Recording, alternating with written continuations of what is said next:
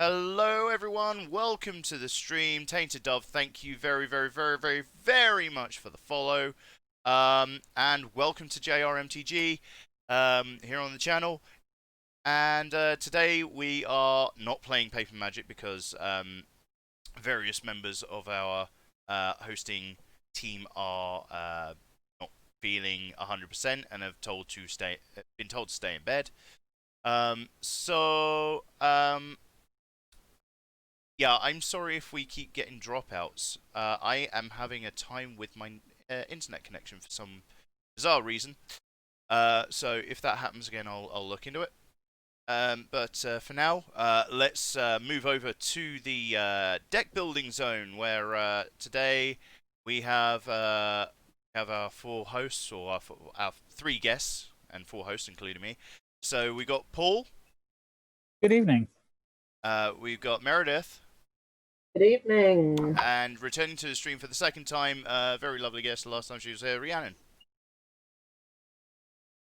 And yeah, today we're actually not going to be building a deck from scratch like we did last time.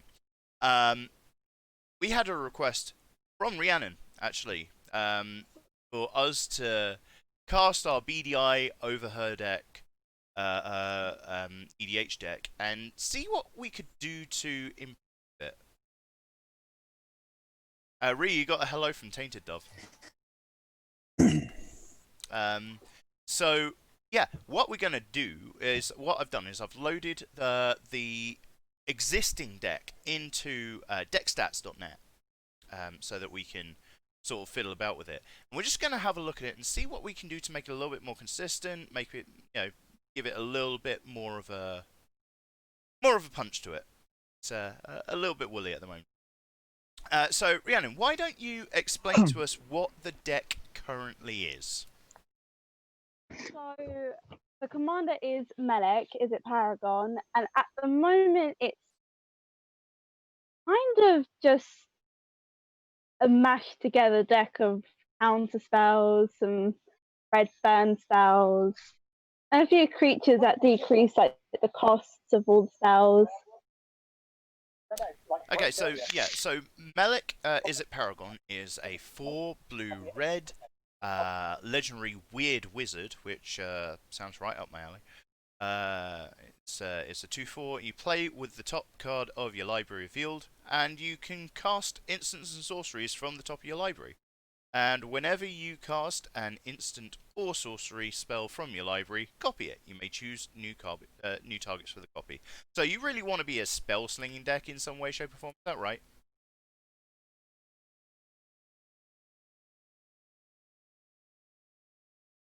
Yeah. Oh, you are there. Very much doable with this. Yeah, so everyone else has got the deck on their screens, but I'm obviously controlling the stream here. So let's sort the deck based on what types they are. If I can remember.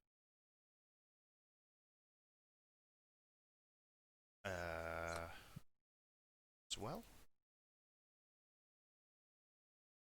Group by type. Here we go.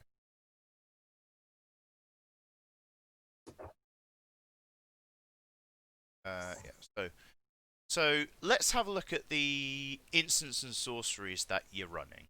Actually, let's go to analyze, because that'll make it easier for us to see what's going on here. Hopefully.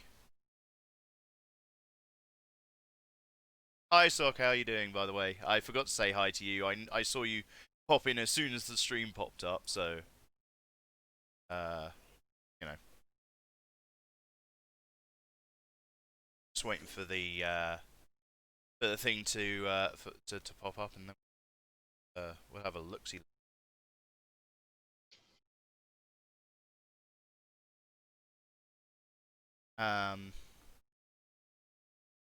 While we're waiting, Meredith, do you want to explain why you weren't there on Wednesday for? Well, let's continue on that vein. Why you weren't here on Wednesday, for those of you, those in the chat who weren't here, or were here, missed you.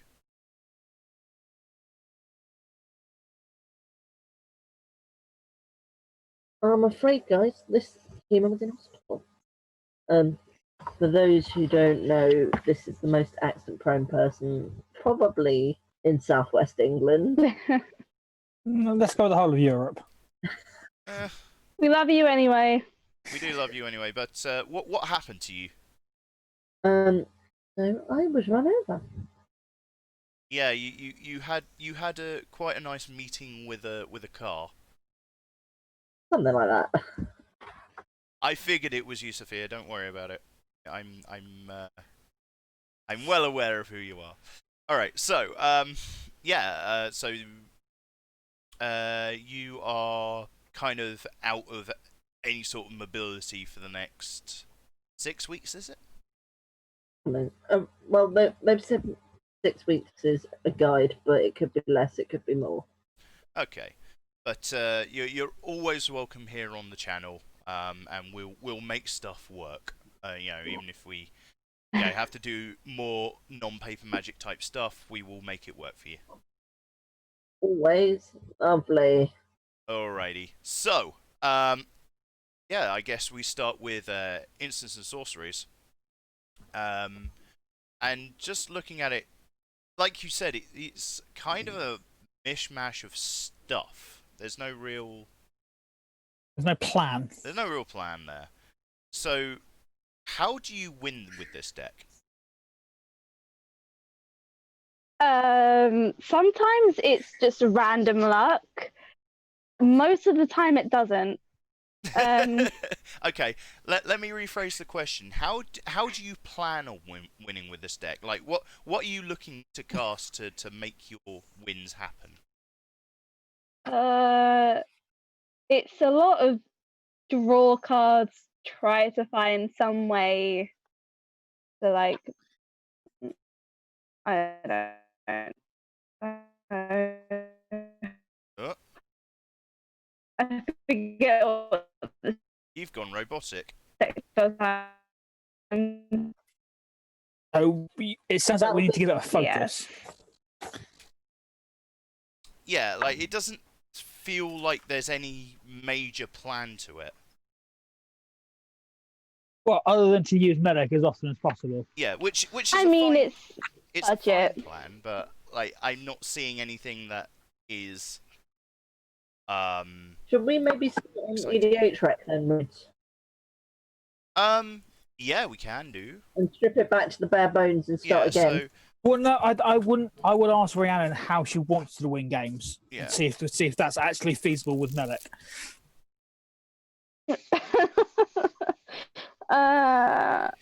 So, do you want to I think this through. Do you want to burn people out with massive X spells, which, if doubled with Melek, is pretty sweet? Yeah. Or do you want to sort of storm people out, a massive storm win in spell? one turn, or how do you want Melek to do his thing? We're gonna keep him as the commander, and we'll try and work around him. So, yeah, how do you want to win? I like the sound of both. I like To be fair, trying to deal massive amounts of damage. It seems like a good way of winning. it's having big X spells as a win con is pretty good, but also having that as a backup, having Storm as a backup is not bad either. Yeah. Because a lot of the cards you'll need for a Storm deck will also go in terms of the rituals will be quite good in generating lots of mana for big X spells as well. Yeah, they do multiple things. So first off, I think what we need to do is strip out the stuff that doesn't fit that game plan. Right? Goodbye, half of my deck. You're fun while you lost it. Well, we can put stuff back in, but for now, let's just try and work out. So have you got a way of saving the original so that we can go back on it if need be? Yeah, like we can compare before.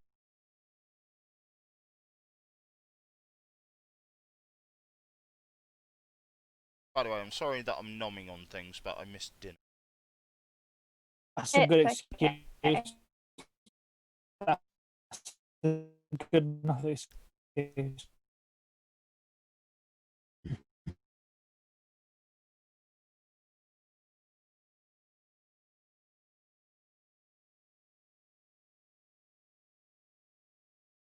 is where my network connection lets me down, isn't it?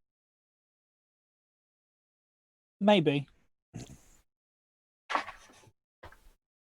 I mean, mine keeps going at the moment, so I Ugh. wouldn't be too surprised. Give me a second. Fine, take all the time you need.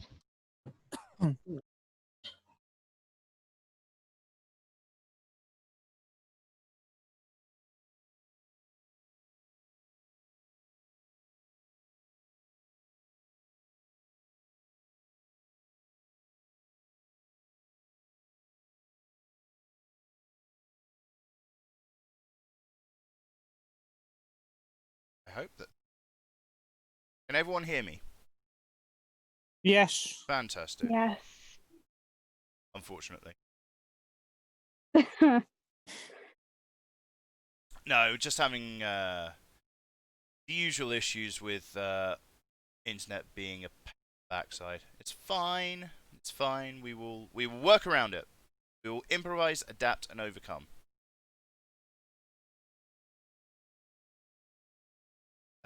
So, right, let's try again. So we were going to save this. There we go. Now it's working.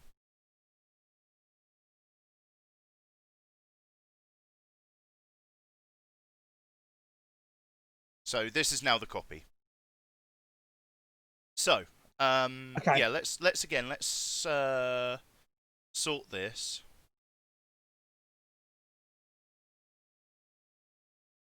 Group by type.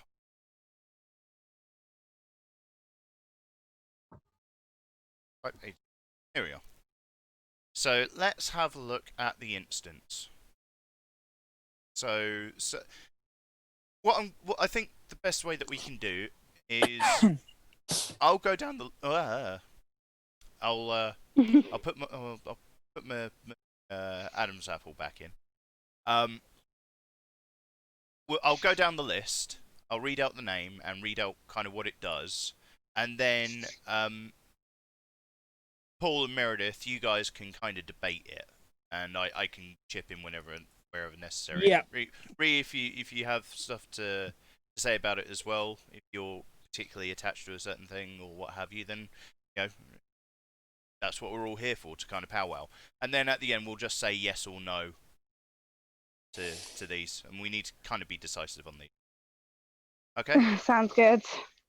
It's going to be tough. It's like sorting through your old memories, but we got to do it in order to kind of. I know. I'm not trying to be nasty. Alrighty. So, anticipate is 1 to blue for an instant. Look at the top 3 cards of your library, put one of them into your hand, and the rest on the bottom of your library in any order. Dead Mercy, thank you for the follow. Yep. I think I anticipate giving you card selection if you're going for a Storm or Big Expel Victory is massive. Because you can find the one card that you need and put 2 dev cards to the bottom. Yeah. So Meredith? I echo exactly what Paul's saying. If we're going down the Storm style route, then it's a must. Okay, so we're making a Melek Storm deck. That's fair. Okay, so Yay. so we're keeping anticipate here. I believe so, yes. Okay. Oh. Archmage's Charm is blue for an instant. And it's a modal spell. It says choose one. Counter target spell. Target player draws 2 cards or gain control of target non-land permanent with converted mana cost 1 or less. Personally, I'm on the fence here. This is something I could consider cutting. I actually would cut this, and the reason for this is I think we're actually going to be a red heavy deck. So having a triple blue. That's where I stand as well. It's the color requirements are very heavy. It's a triple blue casting cost, and none of the effects actually really do anything You get a choice of a cancel, a divination, or a very limited control steal.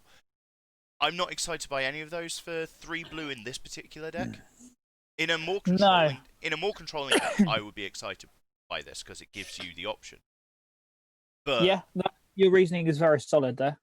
But in this particular style of deck, where we're trying to burn through our deck as quickly as possible, this just doesn't really do enough. No, I can see that.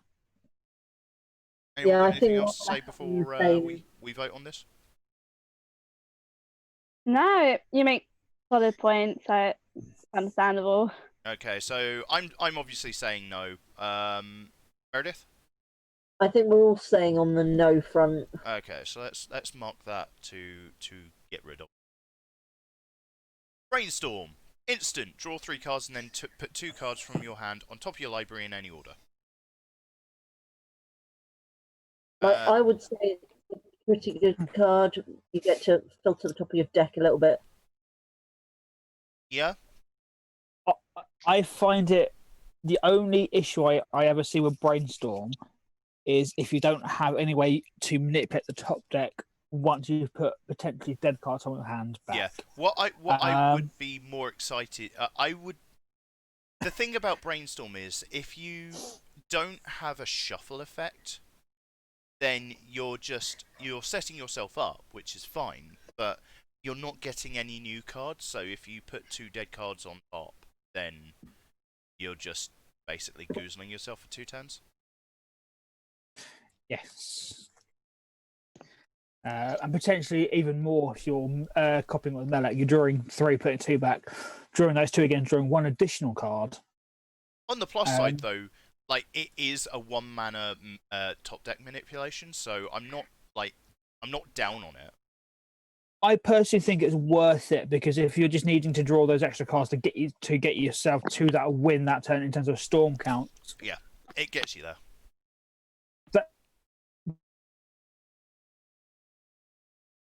Yeah, it's a 1 mana draw. You can put 2 back.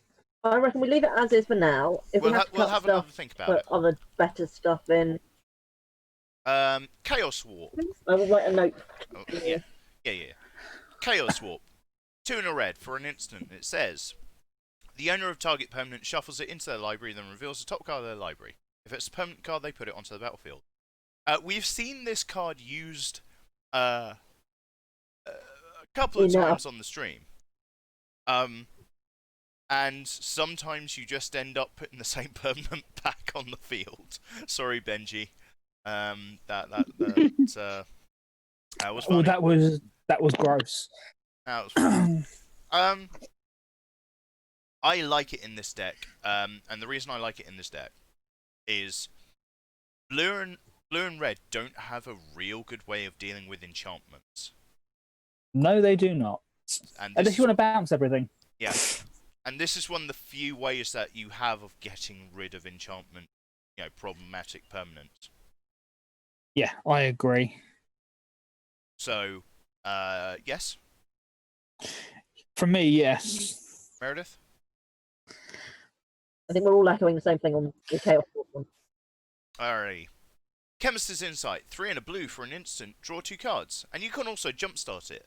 And I'm just going to do jumpstart once, and then if it comes up again, we'll know what it does. So you can cast a card from your graveyard by discarding a card in addition to paying its other costs. Then you exile it. I'm going to throw this to Meredith. Like, drawing cards, yes. It gets you through your deck. It will get you faster to the win. So Your problem green is and blue. your problem is the casting cost. It's 4 mana. That's a it's 8 mana, draw 4. I mean, if you can top deck it, then 4 mana, draw 4. That would be slightly better. That requires a lot of setup, though. Yeah, it's a lot of setup to draw 4 cards.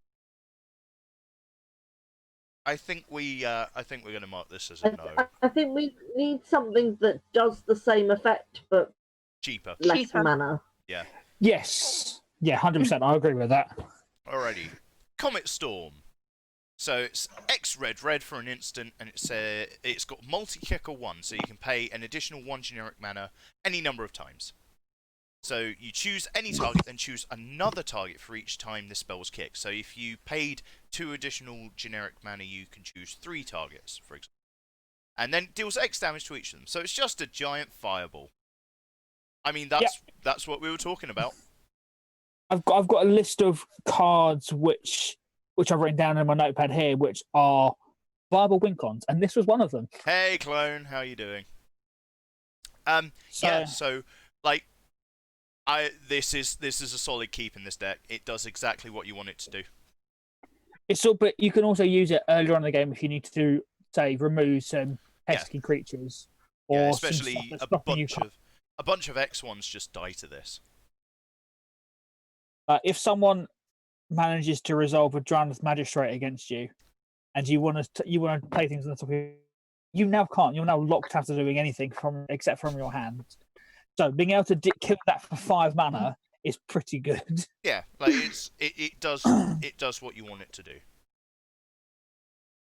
Sorry, yeah, Drowned Magistrate is dirty. Actually, let's bring up Drowned Magistrate, so because we're going to end up talking about it. So it's Wonder White for a human wizard. I'm talking into the mic with biscuits in my mouth. So sorry. This is really bad for the stream. It's Wonder White for a 1/3 human wizard. Your opponents can't cast spells from anywhere other than their hands. Your commander starts in the command zone, not in your hand, so if you want to cast your commander in this thing's out, yeah, you're out of luck, guys. It also really hurts you when you're trying to play things from the top of your library. So yeah, this is a thing that we don't like this. So ways of getting rid of it is good. Yeah, and it's like, I think it's probably the single biggest thing that's going to hate on any sort of deck like this, but we can use it as an analogy for any sort of creature that can disrupt what we're trying to do, like in terms of, say, Spirit of the Labyrinth not being strong more than 1 card a turn. The Idiot Bird. Even Mindhunter, you can't search. Having cards that double up as removal for those early in the game, but then are also useful later on in the game as a viable win con, are good to have. Very good, very good. Because it's essentially making that card a modal card rather than a single-use card. I've just seen a comment in the chat say I have never played this. I apologise. This is going to be a little bit more high level than maybe some of our other streams. I think on Wednesday, if you guys want to, if you guys are up for it, we'll try Arena again, and right at the start of the stream, we'll go through the tutorial just so that we can explain to new players or people who have not seen this played or don't know what's going on, so that they can understand what we're doing. What do you guys think? I like the sound of this. I like the sound of that because I can sit for some of it, and then if I have to run away, if you have to scoot, then exactly. Okay, cool. We've got Wednesday sorted. Alrighty, moving on to the next one. Counterflux is blue-red for an instant. This spell can't be countered. Counter target spell you don't control. It has overload for 1 blue-red. You may cast a spell for its overload cost. If you do, replace its text by replacing all instants of target with each. So this is clearly a card that you play against Storm, and that's about it. Yes. But it's also just a 3-mana uncounter or counter spell. It is. I'm still not super excited again because the color. The color is a little bit restrictive. Yeah. I mean, we can put it back in if we figure that it's actually good, but I'm I'm thinking we put it on the list for removal. For I would as well, probably. let's do that. Alright, Understandable. dig through time. 6 blue. That's very heavy. 6 blue for an instant. It has delve, so you can exile cards from your graveyard, move them from your graveyard while casting it, and each card you exile pays for 1. So if you exile 6 cards from your library, you're only paying 2 mana for it, which is pretty nice. What you do is you look at the top 7 cards of your library, put 2 of them into your hand, and the rest on the bottom of your library in any order. I friggin' love this card, especially if you can copy it. Yep, I can't see any reason not to run Dig Through Time. It's just a good card. Yeah, it is. But especially when we're trying to play a Storm with its card selection, you're selecting the best 2 cards to how you're trying to win the game. Yeah. Or what you need to do to navigate what's in front of you at that moment in time. Yeah, you're trying to win.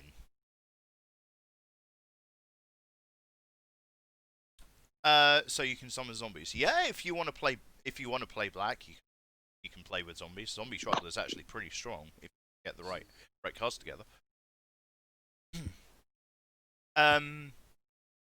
So dissolve 1 blue for an instant, counter target spell, and scry 1.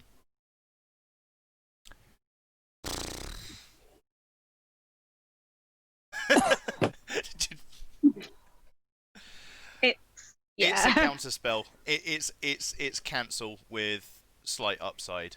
I'm not excited by it. No, the only thing is that the scry is very valuable. If you get a card, yeah, it's the problem, right? You don't get to choose when you're scrying. No. Can I tell people a quick story about what casting Dissolve in Standard? I cast a Dissolve in Standard targeting I think, what was it? It was an Abrupt Decay. Purely because I needed the scry. I didn't need. I couldn't. Doesn't Abrupt Decay have a split second? Nope, Abrupt Decay can't be countered. Oh right, yes. Yes, yes. So just because the text says can't be countered doesn't mean you can't cast things that counter it, targeting it. It just doesn't do anything. Except in this case where it has the scry 1 anyway, it still resolves. Okay, continue. Yeah, it was a bad play. And I should have held the Dissolve for something else. I threw it away because I wanted the scry. And I probably should have done something else instead. So the fact that we can't control when we scry is awkward. Because sometimes you might feel like you need to play it for the scry, when actually you'd probably be better holding it up as a little bit of protection when you're trying to storm off. Like you kind of want it to do one or the other, and it doesn't do either particularly well. Yeah. I agree on that part completely. Yeah, it doesn't do either part well enough to justify being here on its own. So, goodbye. Hey, Meredith, why don't you try and drag George into the chat? That'd be quite interesting. See what I can do. I can see you flipping things back and forth. Electrolyze 1 blue-red for an instant. Deals 2 damage divided as you choose among 1 or 2 targets, and draw a card.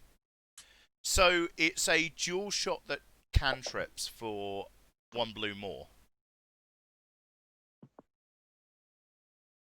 I am a big fan of Electrolyze I was in Modern. I'm not entirely sure about it here, but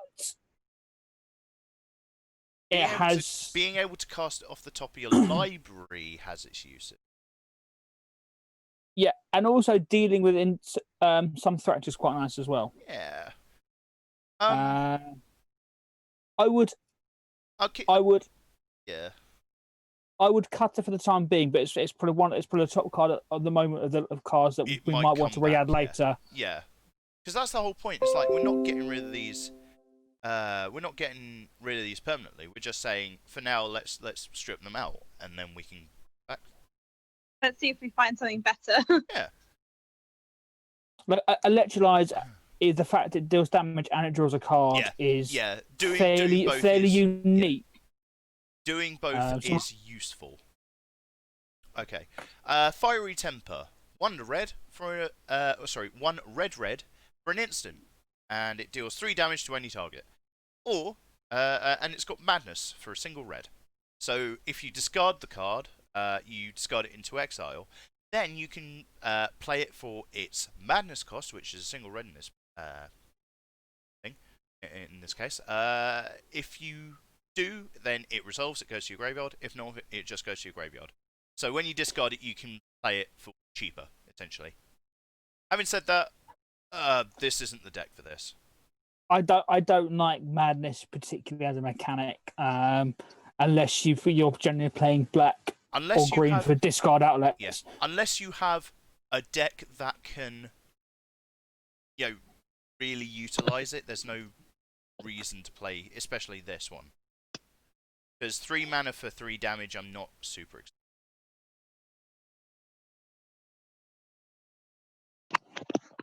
I couldn't agree more. Just be brutal with my deck. It's fine. Well, if you got any reason like that you like a particular card or what have you, let us know. We're not here to rubbish your opinions or tell you that you're wrong. We're just telling you our opinions about what's going on here. We're not here to. No, that's we're not fine. here to be mean. No, I was being serious though. You can be brutal with it. Yeah. Right.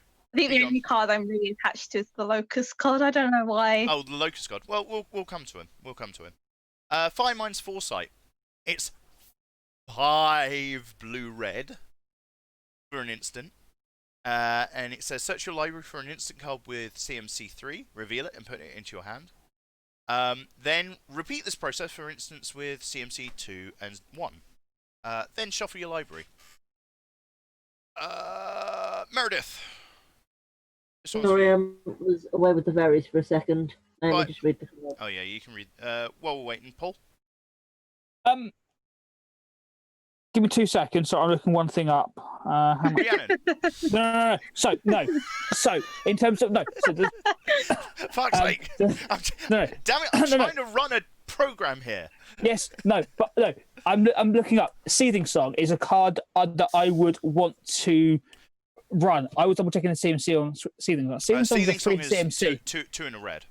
Yes, I thought in my head it was a 3 in a red. So no, Fire Mind's Foresight I think is a really good card if you have enough targets to hit every single mana cost on it. Because if you can't, then you're losing. It's not worth it. Yeah. And also, it's for mana. Yes, but I think if we're casting big X spells, I guess 7 mana to go. If we're in the middle of a storm turn, if we're casting 7 mana to go and get 3 cards, and potentially 7 mana to go and get 6 cards, that is to me is a justifiable amount of what we're doing. Okay, I will bow to your opinion on this one, unless anyone else has got anything that they want to say on this one. But I think it's too expensive. I was going to say exactly what Paul was saying, so I'm happy with that. Okay, cool. We'll keep it in here then. Force Negation. 1 blue for an instant. It's found in modern for a reason. What, Fire Mind's Foresight? Yeah. Okay. Anyway.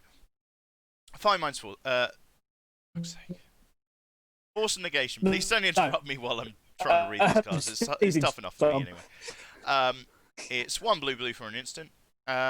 But if it's not your turn, you can exile a blue card from your hand rather than pay its mana cost. So you can play it for free if you have another blue card. Counter target non-creature spell. If that spell is countered this way, exile it instead of putting it into its owner's graveyard. For me, this is a no-go. And why is that? Because we're playing Storm, and we generally want to be holding protection up on our turn. It's a 3 mana cancel. It's a 3 mana negate. Well, yes, sorry, yes, it's a 3. I meant negate. Yeah, because it doesn't counter Creature spells. No, I would personally, because we're trying to storm off, I would replace it with a Fist Guardianship. And that, for me, that's a strict upgrade on it. We just had a message from Clone Soldier in the chat. In my eyes, all 4 of you are the experts veterans. I'm not an expert. I don't know what I'm doing. Just talking bollocks. Oh god, I can barely call myself an expert. I've been playing the game for years, but I still don't know anything.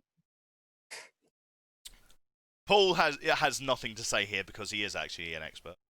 No, I take in a lot of content from lots of different places. So yeah, I will say of... if you do want to get better at anything but Magic in particular, there are websites online that write articles all the goddamn time. Go check them out because that's one real good way that you'll get better.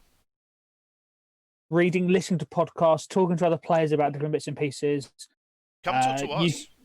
Yeah, please do. I will be putting certainly my Twitter handle in the VOD for this stream, and I will try and ask.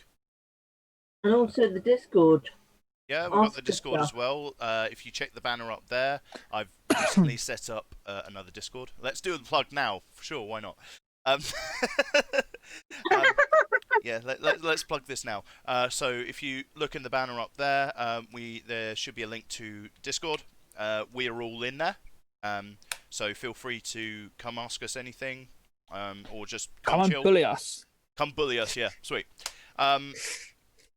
Thank you, Very good Tainted Dove. Thank you reasons for to join. joining us. We will try and play some more simple things the next Magic stream, which is Wednesday, so that you can actually understand what's going on. I'm sure we can also plug the pre-con type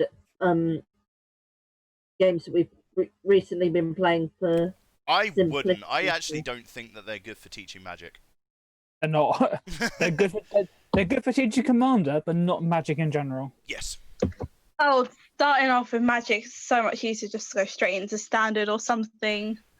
Commander is like next level Magic. I'm not gonna lie. Yeah, it's almost as bad as Cube. I've never played Cube. Have you not? You're missing out. I am missing out. Yeah. Well, I want to build a cube at some point, so maybe we can do something with that on stream. Yeah. Hey, maybe the next thing that we do is build a cube. I don't know. Could do. Like because you know that's something that could be a series of things that goes over 2 or 3 streams, because it's not something you do in one sitting. I like that.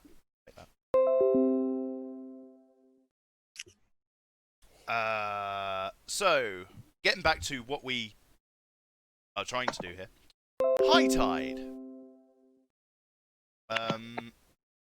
So it's a single blue for an instant. Until end of turn, whenever a player taps an island for mana, that player adds an addition.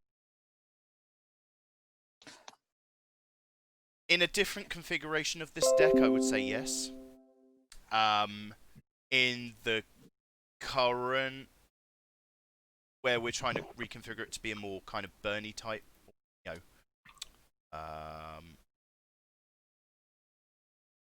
I've lost my train of thought. A more Burny kind of red-based deck, it doesn't do as much as we want it to do.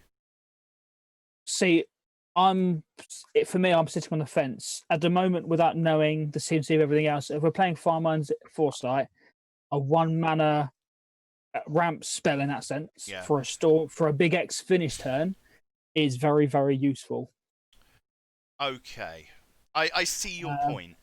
It really depends. It really depends on the configuration of the rest of the deck. Yeah, well, I can say it's something I would cut for the time being, but seriously consider bringing it back in depending on the configuration later on. I mean, I was actually I actually mentioned it to Meredith before the stream started because we had a very, very quick look. And like High Tide was one of the things that I mentioned as a thing that you might want to put in, but if we're trying to do a Stormy type deck, maybe not. I would hold it on our maybe board. I'm gonna put it as a tick, but if you want to write it down, then I've got no problem with that. Increasing Vengeance. It's red. for an instant. It says copy target instant or sorcery spell you control. If the spell was cast from your graveyard, copy that spell twice instead. You may choose new targets for the copy. And it has flashback for 3 red, so you can cast it from your graveyard from its flashback cost, then exile it. So it's kind of like the jumpstart from earlier, but it's got slightly different twist to it. Rhiannon, why is this in this deck? It was just a card I had. I don't know. This is basically just budget and throwing in cards I own. Because this is a really good card for this deck. Yes, it is. I just put you on the spot there to fuck with you. I'm sorry. Yeah, there's there are 2 others that are similar to it. You've got Reverberate, which is double red, and then You've there's a got double 4. blue one. You got double cast. There's a few. There's a few. Reverberate was on EDH Rec. We'll go to that in a bit. It's those cycler cards. I would say we should look at all of them. Yeah, like this. There's also some creatures that do the same thing as well that we need to look at. But yes, increasing vengeance 100% needs to be in this deck. Yeah, you're right. Say again. Yeah, and you've with Comet Storm, but you've got end up with 2 mana left over. You can now copy it with an increase in vengeance and kill 3 people in one go. Wow. You didn't think of that, did you? That would be fun. Yeah. So we're definitely keeping that in here. Ionize. 1 blue-red for an instant. Counter target spell. It deals 2 damage to that spell's controller. Anyone that's on the message group, can someone message George back? Because I've just closed Facebook. I'm not going to do that because I'm being displayed on stream. I'll do it. Give me 2 seconds. Sweet. Thank you. So Ionize. It's a 3 mana cancel, but it's interesting in the color requirements because it's blue-red rather than blue-blue. I'm actually more excited by it. Oh, I Gives can you a hear little myself. bit more option. So, Paul, can you turn your thing down if you? I've just done because it was coming. It was coming back through the Yeah, stream. I've realised I couldn't change it once I was up because it was still sending it. Yeah, that's fair. Yeah. Did you hear what I said about it? I did. Personally, I don't like any of the 3 mana counter spells That's fair. in this deck.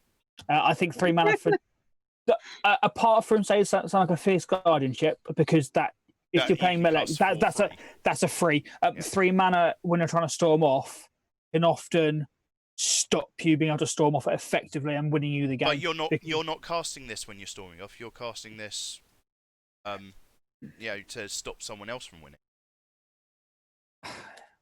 Even then, I get where I absolutely get where you're coming from. Okay, let's put it on the cut list. I think we need to, once we've worked out how we're going to win the game and built the card around that, we need to see how many card slots we've got left for interaction slots. Yeah, that's fair. Lightning Strike. 1 in the red for an instant. Deals 3 damage to any target. I can see the grins on the boys' faces at this point. Okay. Rhiannon, I need to we need to have a serious conversation here. Lightning Strike does not work in EDH. I don't know. It kills a Dragon's Magistrate. Okay. It kills a Kinnan. I have to remember this is like pure budget. I know this is budget. I know this is budget, but you've also asked us to try and upgrade this, so I have to have this conversation with you. A single shot, 3 points of damage to a thing or a card and 2 mana is way too little an effect for the haymakers that you need to be doing in EDH.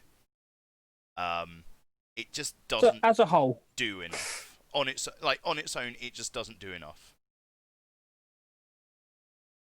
Like in standard, where you're going much more often, and you're playing against 1 player rather than 3 players.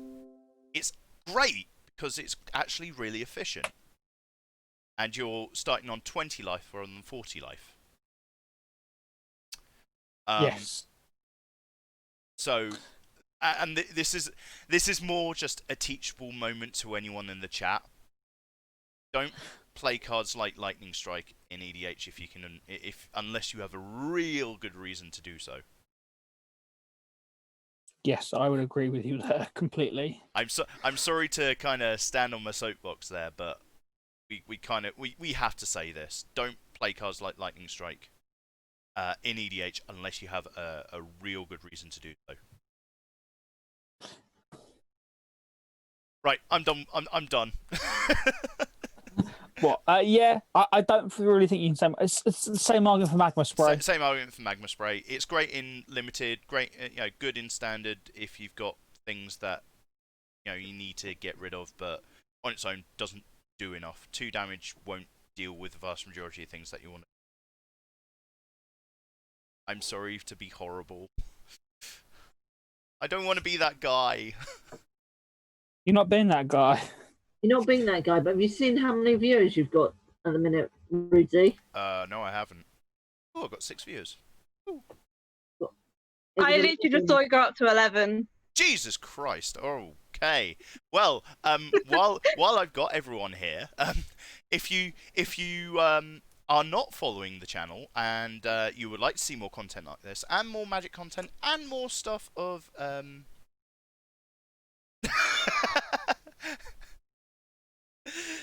comes in John Midrant about the burn spell. Yeah, that scans. If you're not already following the stream, please do so. It really does help the channel out. And then you'll get notifications on when I'm doing more rants about burn spells. We'll be doing it a lot.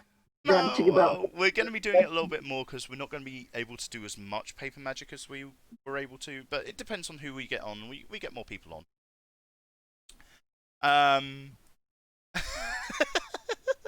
Thank you very much, Buzz. Because I'm going to stop trying to say that. I'm assuming that that's George.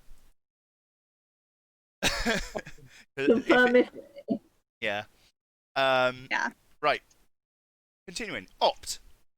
Single blue for an instant. Scry 1. Draw a card. I love it. In the deck that we're trying to build, it's the perfectly functional card. Yeah, I agree. Gets you storm I count just up. love Opt as a card, full stop. Yeah, I mean it's a reasonable card in any format that you can think of. It's super efficient for what it does. It is. It Why really am I is. ticking it? I want it. I thought the tick was like, Oh. yes. I was just asked, are we creating a CEDH deck? I suppose it's what George said earlier. Yeah, we're not creating a CEDH deck. We're updating a deck that Rhiannon has, and we're trying to give her kind of a look as to how we would upgrade it, from what it is at the moment. Plagiarize. 3 in a blue for an instant. Until end of turn, if target player will draw a card, instead that player skips that draw and you draw a card. I like this effect. I don't like it for 4 mana. I agree. And I also don't like it for a single turn, and I also don't like it for target player. No. I hate it because Notion Thief exists. This is basically what I'm trying to say here. Yeah. That would. Yeah, I'm not. Again, like it doesn't do enough.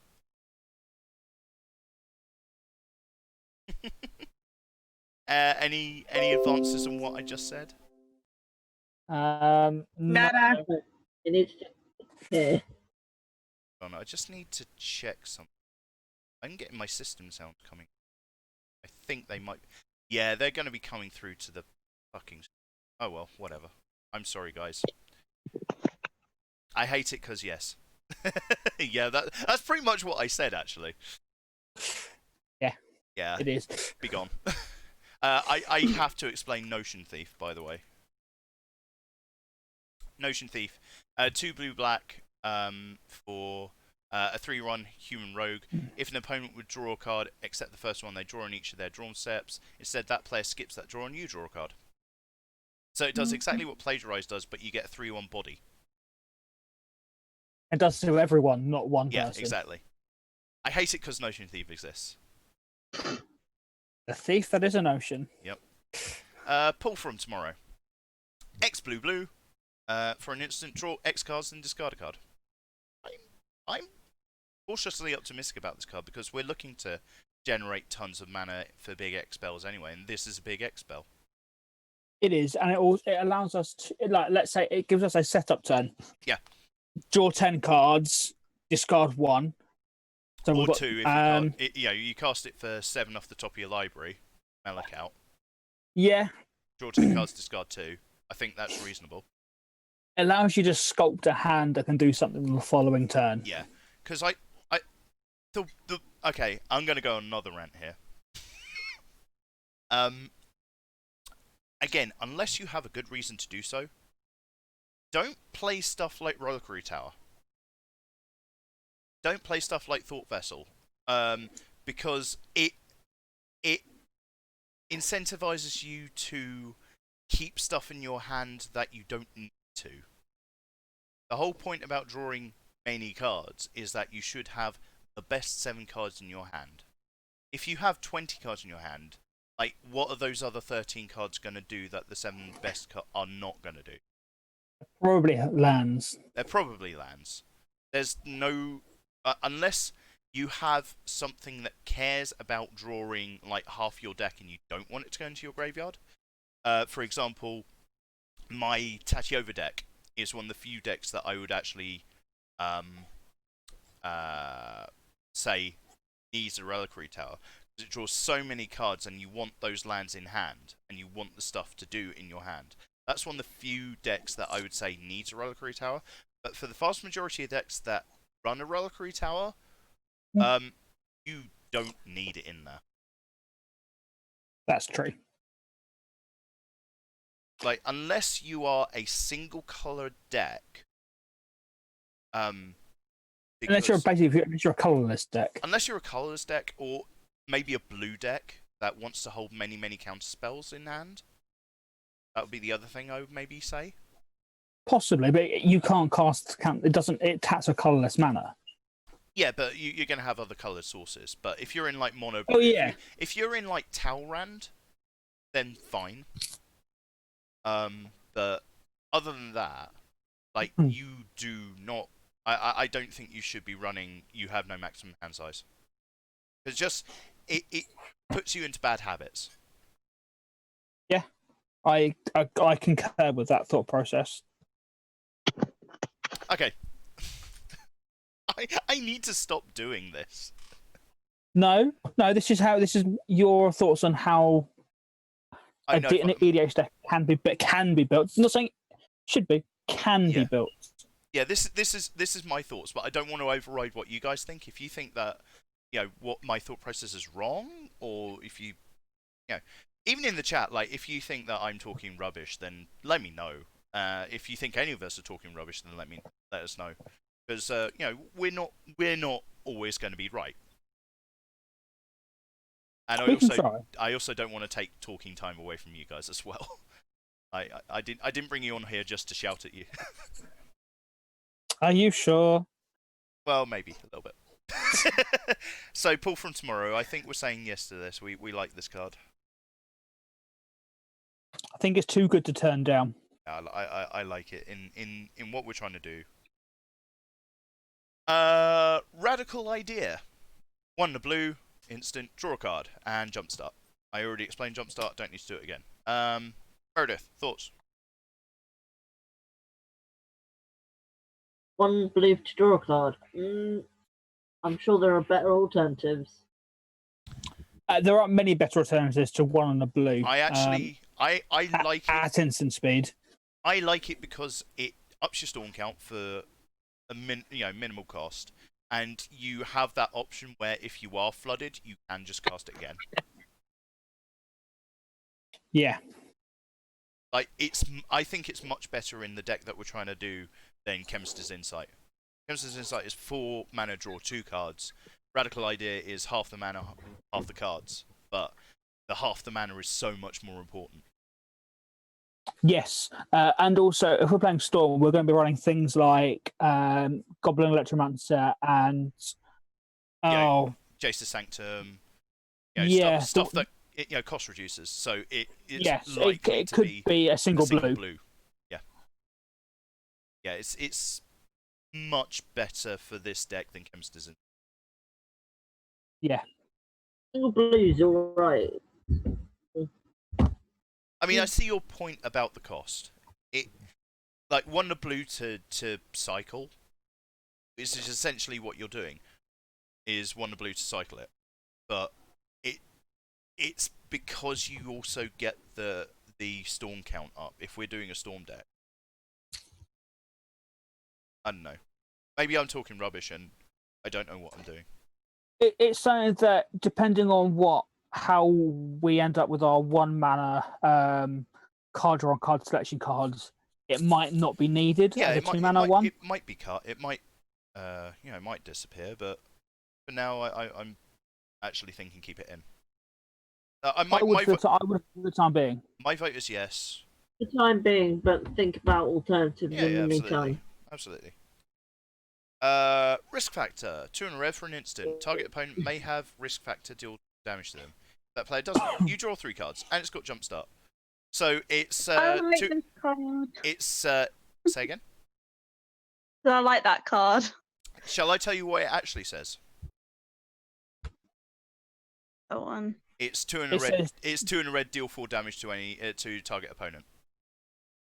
No one, unless they are on 4 or less life, no one is going to let you draw 3 cards for 3 mana. Especially in red. That second line might as well not exist. I'm sorry to be the bearer of bad news, but this isn't the card for CEDH or for EDH even. So because if you've got 20 life, 4 damage is a fifth of your life. Of your life, yeah. And Commander, it's 10. It's a 10th. Like yeah. I can win a game on 1 life in Commander. A lot more easy than I can do on 1 life in Standard. And it takes a lot longer to get you down to 4 life for it to be relevant. Risk factor sounds like slot machine. Is that a Yu-Gi-Oh reference, clone? Because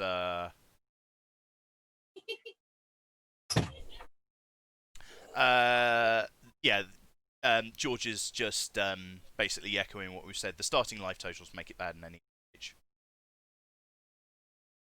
Like, if everyone started on 20 or 25, like, if it was Brawl, where it's on 30, it would be maybe playable, but it doesn't do enough. I think as Ree likes it, I think we keep it for the time being, right, but maybe come up with.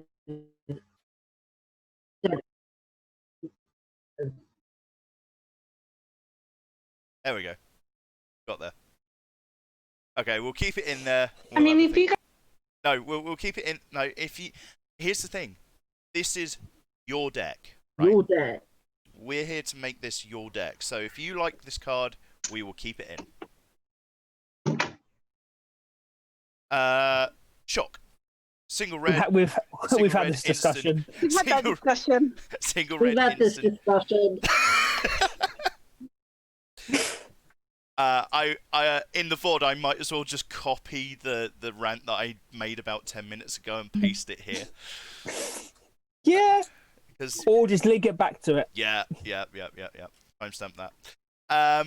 Thassa's Intervention. X blue for an instant. It says choose one. Look at the top X cards of your library, put up to 2 of them into your hand, and the rest of them in your library in random order. Or counter target spell unless the controller pays twice X. I like this card in this deck. For me, it's a second copy of Dig Through Time. But you have to pay a little bit more money into it. With the option to have it be A counterspell. A counterspell. Yes. I'm happy with this, Meredith. I'm pretty happy with that staying where it is. Yep. Ree, you happy with that? Yeah, can. Are Can you do. okay? Are you okay there? Yeah, sorry, no, my phone is just playing up on me again. We're having You're having tech issues or we're something. having a time. If it's any consolation, like I'm having drop frames all throughout the. Oh no, it's fine. I should have it working. Okay. But so even though my phone was plugged in and charging, it just wasn't charging. It was going down. Yeah. I thankfully mine's behaving itself. On to the next one. Expansion Explosion. I have to tilt my head sideways. So it's a split card, which means you can play either half of it as the card.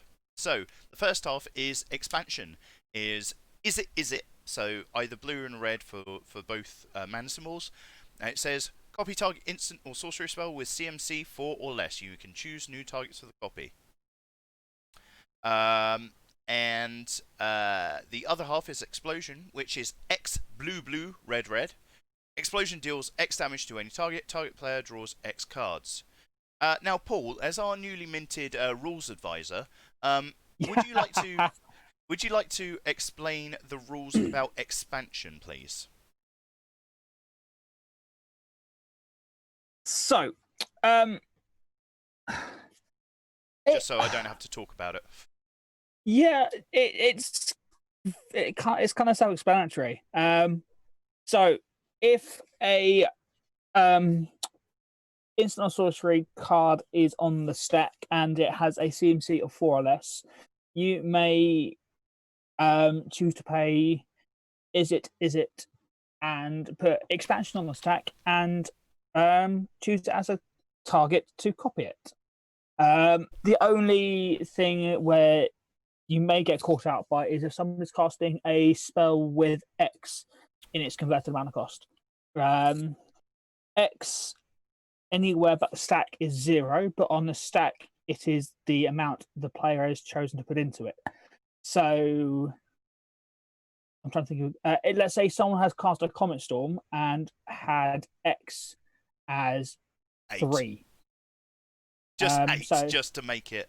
Well, no, I'm going with I'm going to go with 3, but they've kicked it 3 times. X can be any number. It doesn't matter. Yeah. And even though they've kicked it, the CMC doesn't include the kicker cost. That is an additional cost. But the converted mana cost will be 2 red. So it's 2 plus whatever X was that you paid into it. So yeah, it's fairly easy to work out the CMC of a spell on the stack is how much mana somebody paid into it minus any additional costs that they've paid. And the reason why I wanted you to talk about it is you actually picked up on the thing that I wanted you to talk about, which is X spells on the stack as opposed to X spells in your hand. Yeah, that is. So you it's can't something actually. That a lot of people get confused by. Yeah, you can't. Can we go to Thassa's intervention then quickly? Thassa's intervention is X blue. Yeah, no. It's the fact that somebody's has to pay twice X. Yeah. So there are some cards that have XX in their casting cost, which means you've got to pay the same amount into each evenly. Yes. Yes. But that's not relevant for Thassa's intervention because that's part. No, of the it's not. Spell. No. Yeah. In my head, Thassa's intervention was double X, double blue. No, it's not. No, it's not. It's better than that.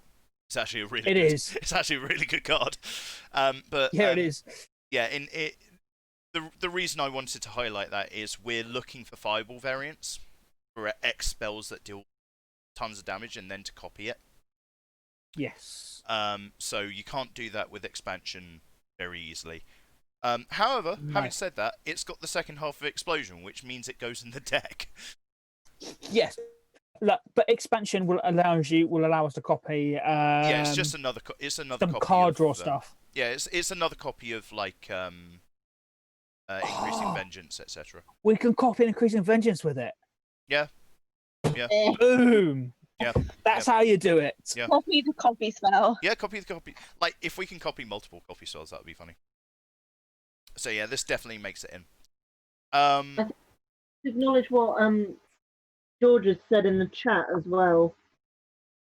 Yes, so Expansion Explosion goes infinite off the top with Melek, because it copies that spell, and something like Ral from War of the Spark, because Ral deals damage whenever you copy a spell. So if you can just copy the same spell over and over again, then you just machine gun everyone to death. He's right, as long as there is a spell to copy on the stack. You can't cast Expansion unless there is a legal target on the stack. That is true. Yeah, copy or cast. But I wanted to highlight the copy, because most things don't care about you copying spells. Like, most of them only care about you casting them. So, just to make that clear. Right. What I'm going to do is I'm going to set the BRB signal on for about 2-3 minutes while we do some personal admin. And when we come back, we'll continue stripping down this deck. Back in a moment.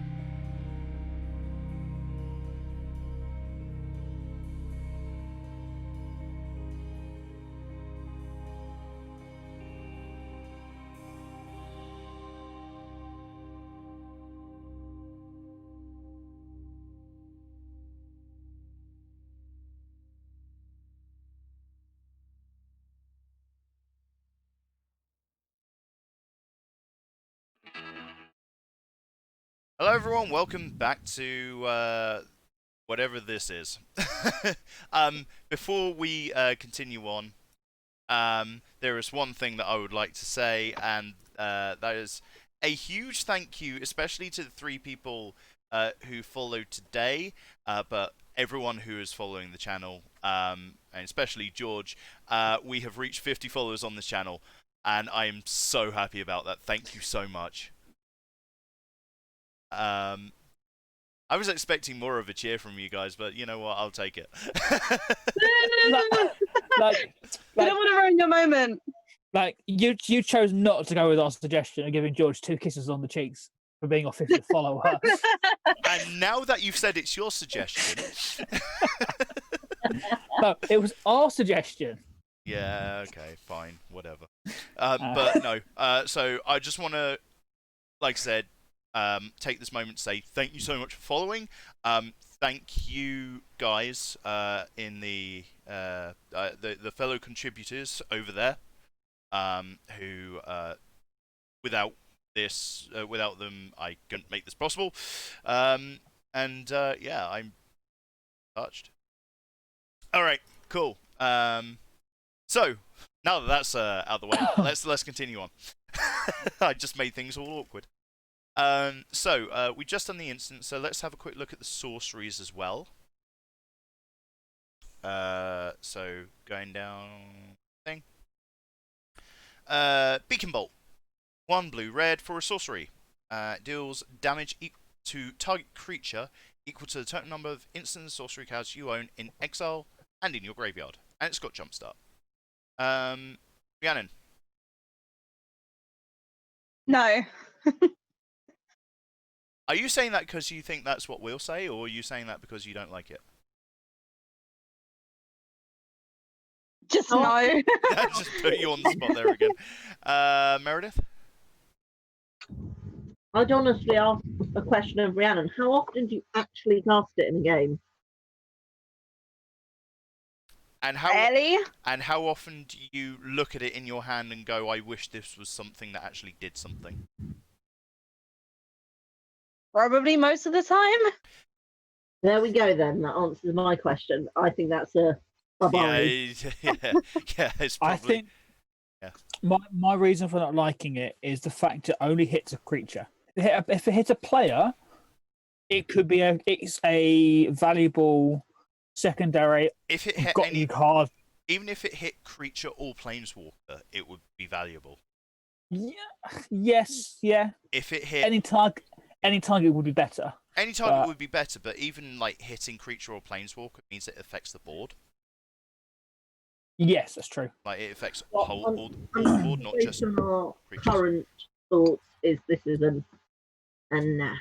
I unanimous. Bleh. Bonus round. 1 red for a sorcery. Until end of turn, whenever a player casts an instant or sorcery spell, that player copies it and may choose new targets for the copy. I like this card.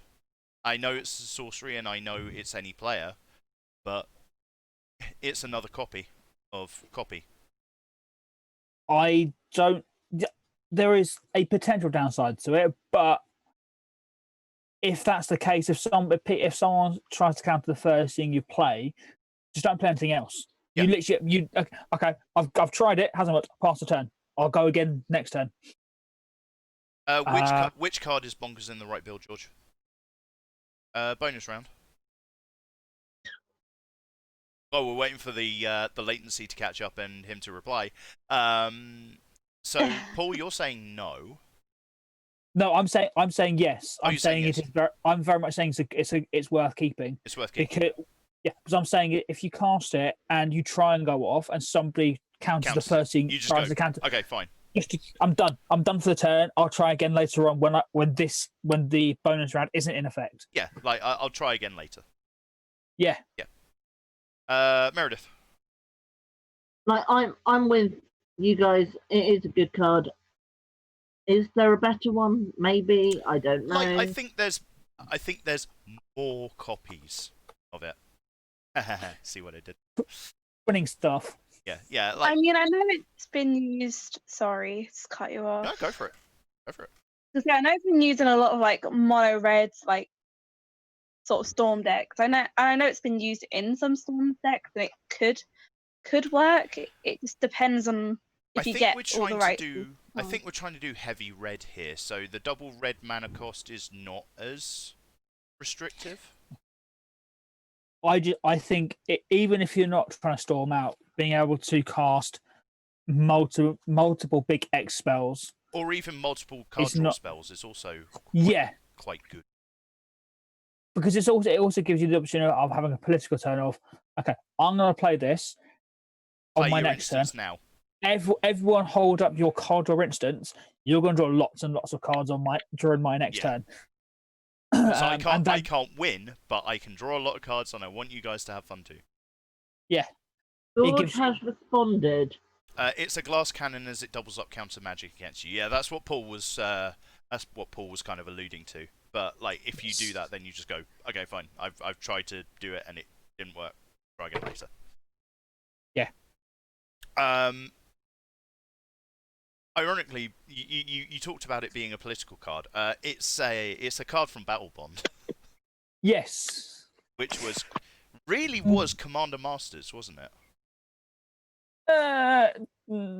It's a precursor to Commander Legends. Yes. Yeah, it was designed for multiplayer, is what I'm trying to say. Yes. A lot of the cards in there were designed for more political play. Yeah. Epic Experiment. X blue-red for a sorcery. Exile the top X cards of your library for each instant or sorcery card with CMC X or less among them. You may cast that card without paying its mana cost. Then put all cards exiled this way that weren't cast in the graveyard. Like, personally, I love this card. So for me, there's two takes on it. If you're trying to storm out, yes, this is great. If you need a big X spell to win the game, this card does nothing. So what I'm about to say kind of reveals a lot about me as a player. I really don't like it. I do not like things that randomly do things off the top. Unless you have so if you have a good way of manipulating the top 10 cards of your library, then this thing does something. Or maybe 6, right? Let's say 6 is kind of your target here, so you're casting it for 8 mana, which is already a lot. Then unless you can reliably put a bunch of high impact spells on the top, what are you doing? You're casting Brainstorm, Think Twice, maybe bonus round, and so on and so forth. Like, you're casting a bunch of I don't think you really care too much about that. If you can get those X's on like 30, then you're in a very good position. But then if you have X equals 30, then why have you not cast Comet Storm and won the game? Well, yeah. That's kind of what I'm saying, is I'd rather spend my lots of mana killing people rather than trying to cast a lot of spells off the top of my library. It just doesn't do enough. Yeah, but what I'm saying is, if you need the storm count, it can offer a valuable number to your storm count.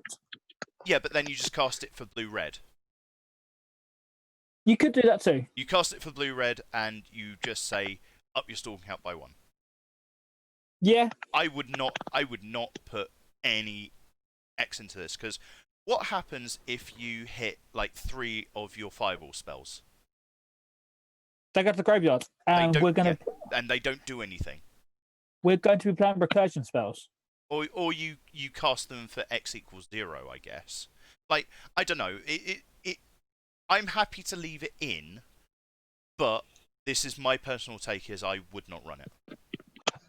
I'm edging with you, Rude. I'm just saying I can see the argument to keep it in. Yeah, absolutely. And Meredith's loved this card.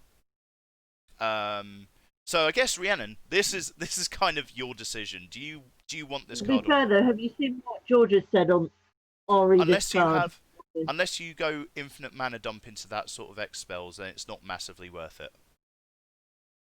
Yeah, yeah. That's the other reason. Is like, what okay.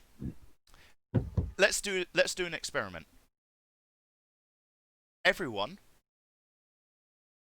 keep a number in your head, okay? And at the same time, like I'll go 3, 2, 1, go. Yeah. We each say the number, the value of X that we would want to cast this for to get the maximum value off of it. Okay. Yep. Okay. Actually, we'll go Paul, then Meredith, then Ree, then me. Okay. Okay.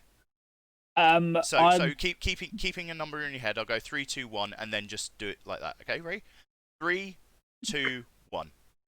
15. 7. 0. I would not put any mana into this to get any value. To try and get any value. It's just too risky.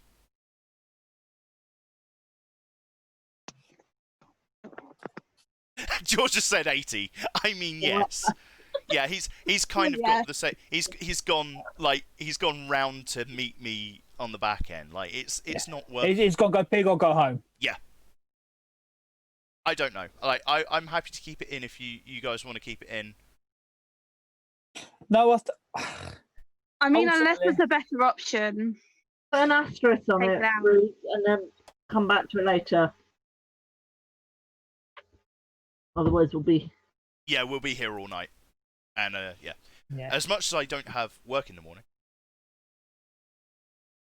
Unfortunately, I do. Yeah, exactly. So we'll try and go along a little bit faster. Finale of Promise. X red for a sorcery.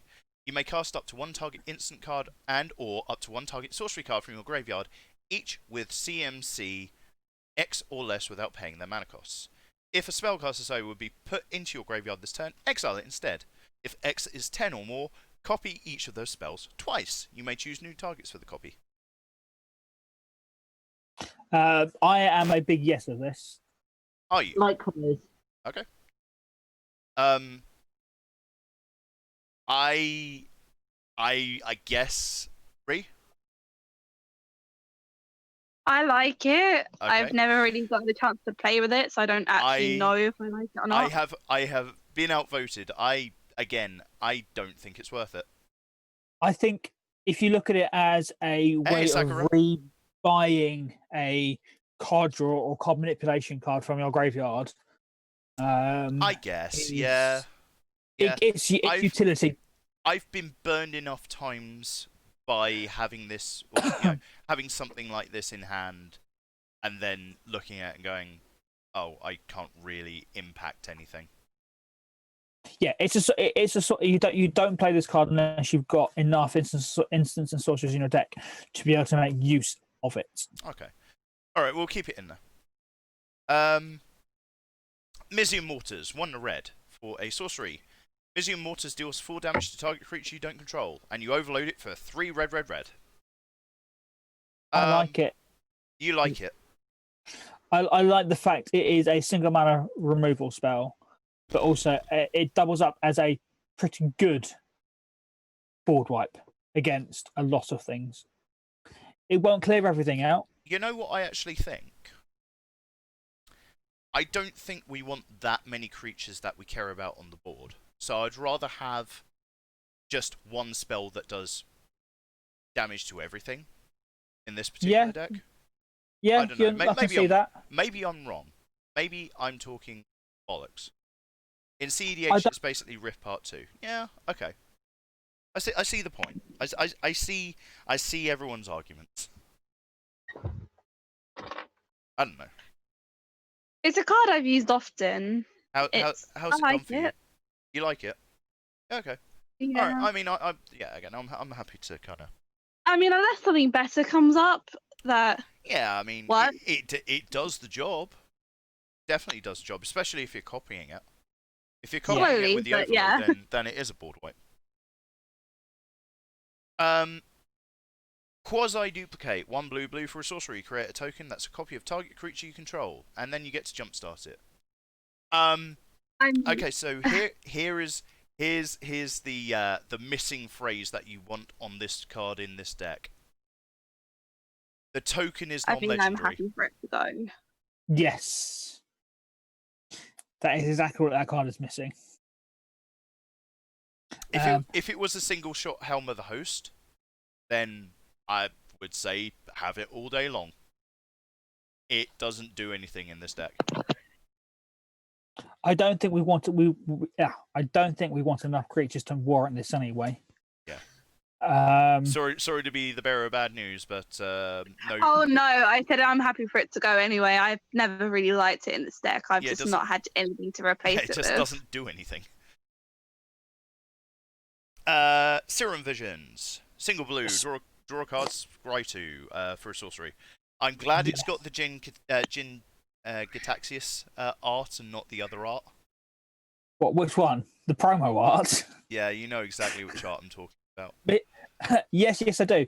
There's a second. It is. There's a second name that it's got that I will not repeat on stream. Single mana, draw a card, then scry 2. I think that's actually a better way round than scry 2 than draw a card. I think we should run this. I think we run this and preordain personally. Yeah. Fair. Yeah. This is 100% where we. It might be as well to add the cards that we suggest as we suggest them. No, let's come back to that when we know how many cards we've got. If someone wants to write them down, I've got no problem. I'm not gonna.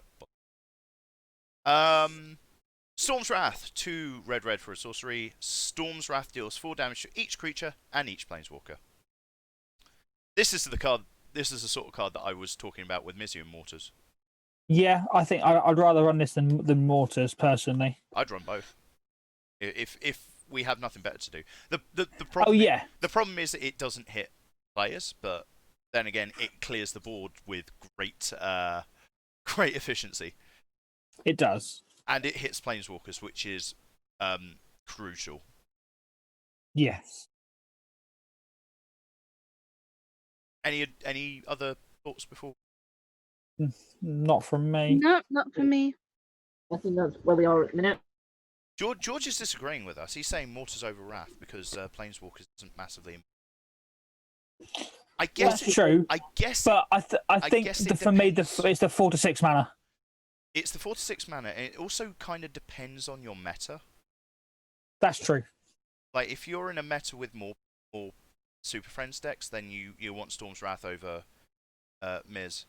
The flexibility is the big point. You make a good argument. I'd say run both, but I'm an idiot. You're clearly not. You built birds, and birds is good. Did you see the new bird that was released? I did. Well, you did because I sent it to you. Yes. They printed the perfect card for my deck.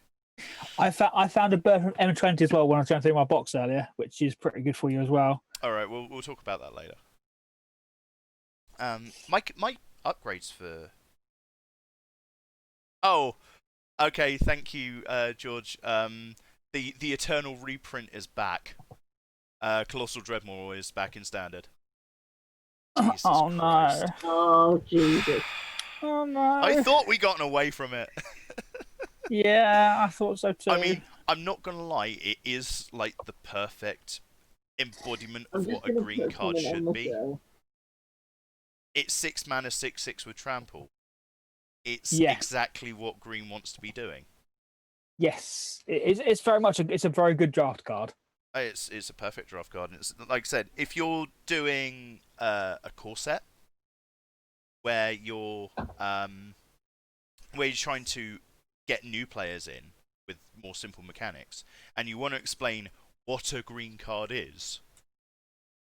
Yeah. Well, it's better than Grizzly Bear. Let's put it that way. It is better than Grizzly. Ugin's Insight, 3 blue. For sorcery, scry X, where X is the highest CMC amongst permanents you control, then draw. With Melek being 6, I like this. Say again. With Melek being a 6 CMC, I like. Sorry, is it Melek 5 or 6? 6. Melek, It's 4 and 2. It's 4-4-2 blue. Melek is 6. Yes. Yeah, I like Hugin's Insight only when Melek is in play though. Yeah, it's. Other than that, I don't like it. I don't It's think it has a big super enough risky. impact. It's super risky. Don't like it. I don't know. Maybe I like it. I can be. But it's the fact that Okay. Meredith. if Sorry, Meredith and Ree. I can be convinced to like it. Convince me to like this card. Well, to be fair, I'm umming and ahhing. Oh, okay. 'Cause You're not convincing me. I mean, at the moment, I've not seen the creatures in the deck because I'm doing it relatively blind. Well, it's not just creatures; it's permanents as well. but we're playing Storm. We don't want that many permanents in play. Yeah, which is why Exactly. it's awkward. So I'm going.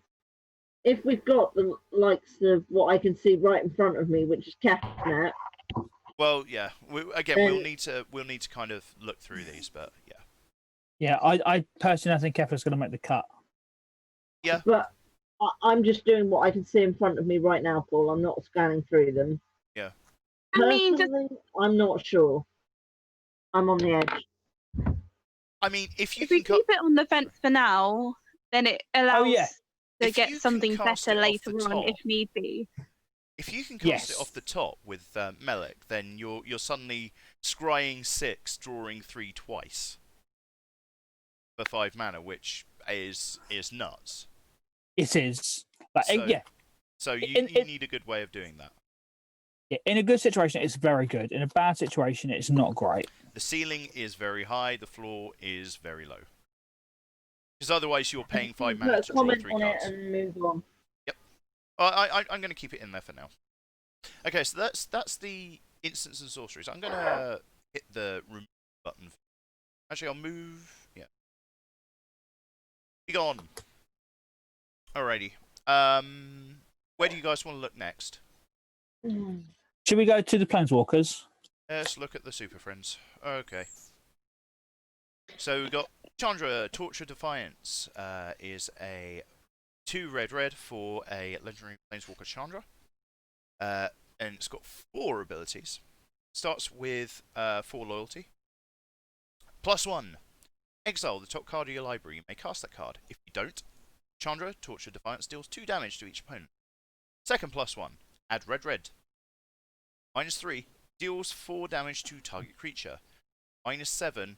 You get an emblem with whenever you cast a spell, this emblem does 5 damage to any target.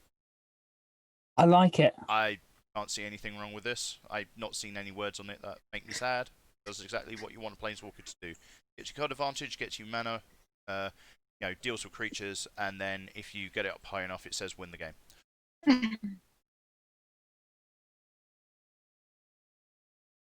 Anything else? I think Yeah. all of in agreement Yay, on I that one. get one card I love stay. I'm Chandra, just saying, I love Chandra. Yeah, we It's what- we love it. this is too. this is one of the best Chandras I've printed, Also, Definitely. if not the best Chandra. she looks kind of like Scarlett Johansson in the art. I just want to point. Yeah, I can't. This spellbook was really good. Oh my god, yeah. It looks nice as well. Yeah, Yeah. Alrighty.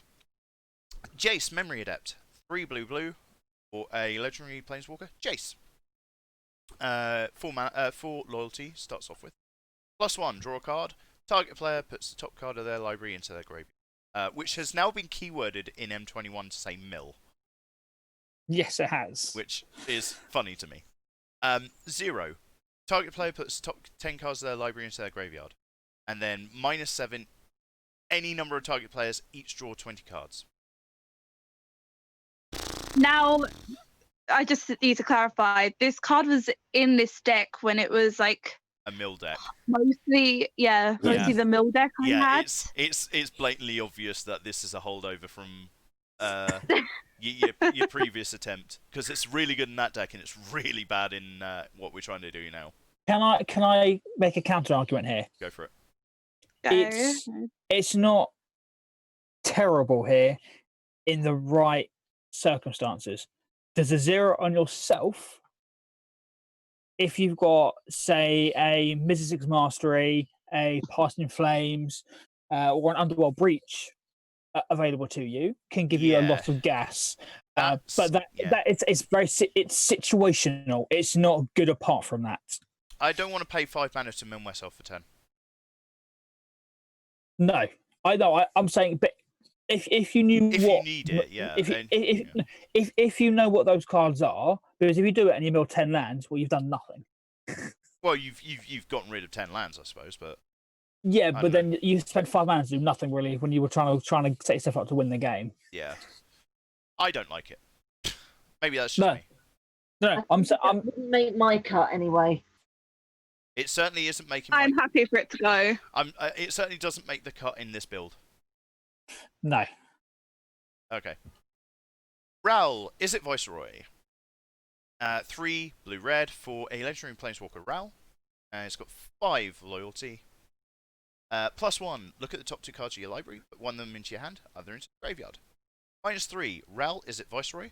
Deals damage to target creature equal to the total number of instant and sorcery cards you've owned in exile and in your graveyard. Hey, wait a minute, I've seen that card already. And then -8, you get an emblem with whenever you cast an instant or sorcery spell, this emblem deals 4 damage to any target and you draw 2 cards. I see no downside to this. Yeah. Yeah. Where is the downside? Someone tell me. This is what Beacon Bolt wishes it would be. Yeah. Agree. This is what you want your Beacon Bolt to do, because you get to filter. And then if you get to -8, like, the ultimate is actually nuts and devastating.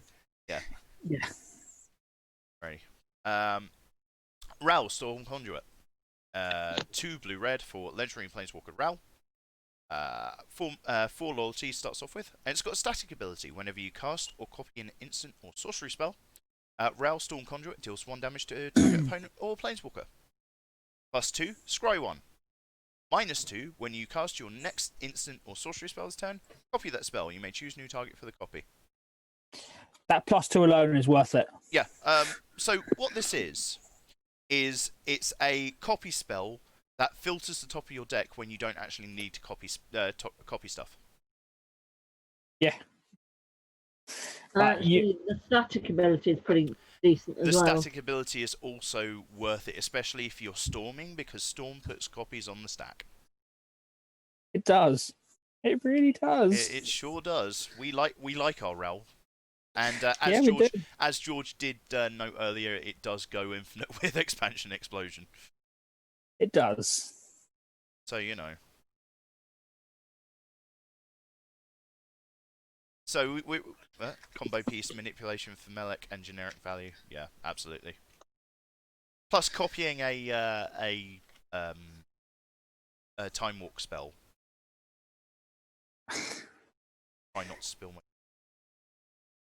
Got that. Yeah, so we're only cutting 1 planeswalker here, and that's a holdover from the previous build of this deck. So yeah. Should we look at the creatures then while we're here as well? I'm going to remove Jace. Goodbye. Okay. Okay, so we've actually got. We're at 84 cards at the moment. We're at 84, so we've cut 16 so far, which is less than less than. Right. Hypersonic Dragon. 3 blue-red. 3 blue-red for a 4/4 dragon with flying and haste. You may cast sorcery spells as though they have flash. So it makes all your sorceries instants. If you have this in Melek out, you can play literally almost everything off the top of your deck at instant speed. Like for me, that's a good enough keep. Yep. I like playing my sorceries at flash speed. Yeah. I think that's a sensible keep. Like it. Crackling Drake. It's blue, red for a Star 4. It's a flyer. Crackling Drake's power is equal to the total number of instant and sorcery cards you own in exile and in your graveyard. When Crackling Drake enters the battlefield, draw a card. The only thing that I do not like about this particular card is the fact that it's blue, red. I don't like it because I don't think we want to do creatures. I don't think we want many creatures. I think we want to go under the radar. Also, the toughness is definitely something to Bit think about. sad. Well, it doesn't grow. No, that's true. I don't know. Enigma Drake, same thing, but for 1 blue-red, and it doesn't draw you a card, and it doesn't care about exile. I should read this out properly. So it's 1 blue-red for a Star 4 Drake with flying, and its power is equal to number of instant sorcery cards in your graveyard. Same arguments as Crackling Drake. Yeah, exactly. And it's that. In fact, it's worse because it doesn't care about exile. It doesn't draw you a card. Like, it sucks. Doesn't suck. It's just not for not. It doesn't. a- Yeah, it doesn't do anything in this particular deck. Yeah. Guts a Snipe. Ah, I know this friend. So 2 in a red for a 2/2 Goblin Shaman. Whenever you cast an instant or sorcery spell, it deals 2 damage to each opponent. I see nothing wrong with this. It's a little pinger, so it allows you to get incremental value, Yep. which means does. your X spells don't need to be as big at the end of the game. Yep. Unfortunately, it has the creature type Flag Bearer. That's true. I need to explain that joke, don't I? You do, yes. This thing is going to get targeted first for any sort of. There was an old set card, old set of creature cards, all with the creature type Flag Bearer, and Flag Bearers had to be targeted if there was a Flag Bearer on the field. So you couldn't bolt anything else until they were gone. That's what this is going to do. If I remember correctly, the best flag bearer dodged almost all the removal when it was printed. Let me look up Flag Bearer because. I believe, if I remember correctly, it was white. Well, all 3 of them were white. I think the first one was just standard bearer. Standard Bearer. It's the best one is actually an enchantment. I think because you enchant any creature to be a Flag Bearer. But the problem is that if it's got hexproof, then it doesn't really matter because it says if able. If you enchant something that has hexproof, it doesn't do anything. No. Anyway, that was a little. I'm showing the fact that I'm an expert. Apparently, you're a historian. I am. I like looking up old weird things. Goblin Electromancer. Blue-red for a 2/2 Goblin Wizard. Instant and sorcery spells you cast cost 1 generic life as a card. Yes. Yeah. I can't see anything wrong with this, friend. It passes the vanilla test. It's one of the reasons to play Izzet Storm. Yeah, exactly. Like, it just makes the deck. Yeah. Young Pyromancer. Young peasy. 1 in a red for a 2/1 human shaman. Whenever you cast an instant or sorcery spell, create a 1/1 red elemental creature token. So you get a secondary win con when you cast all your spells. Or you just get blockers. Yeah, either way.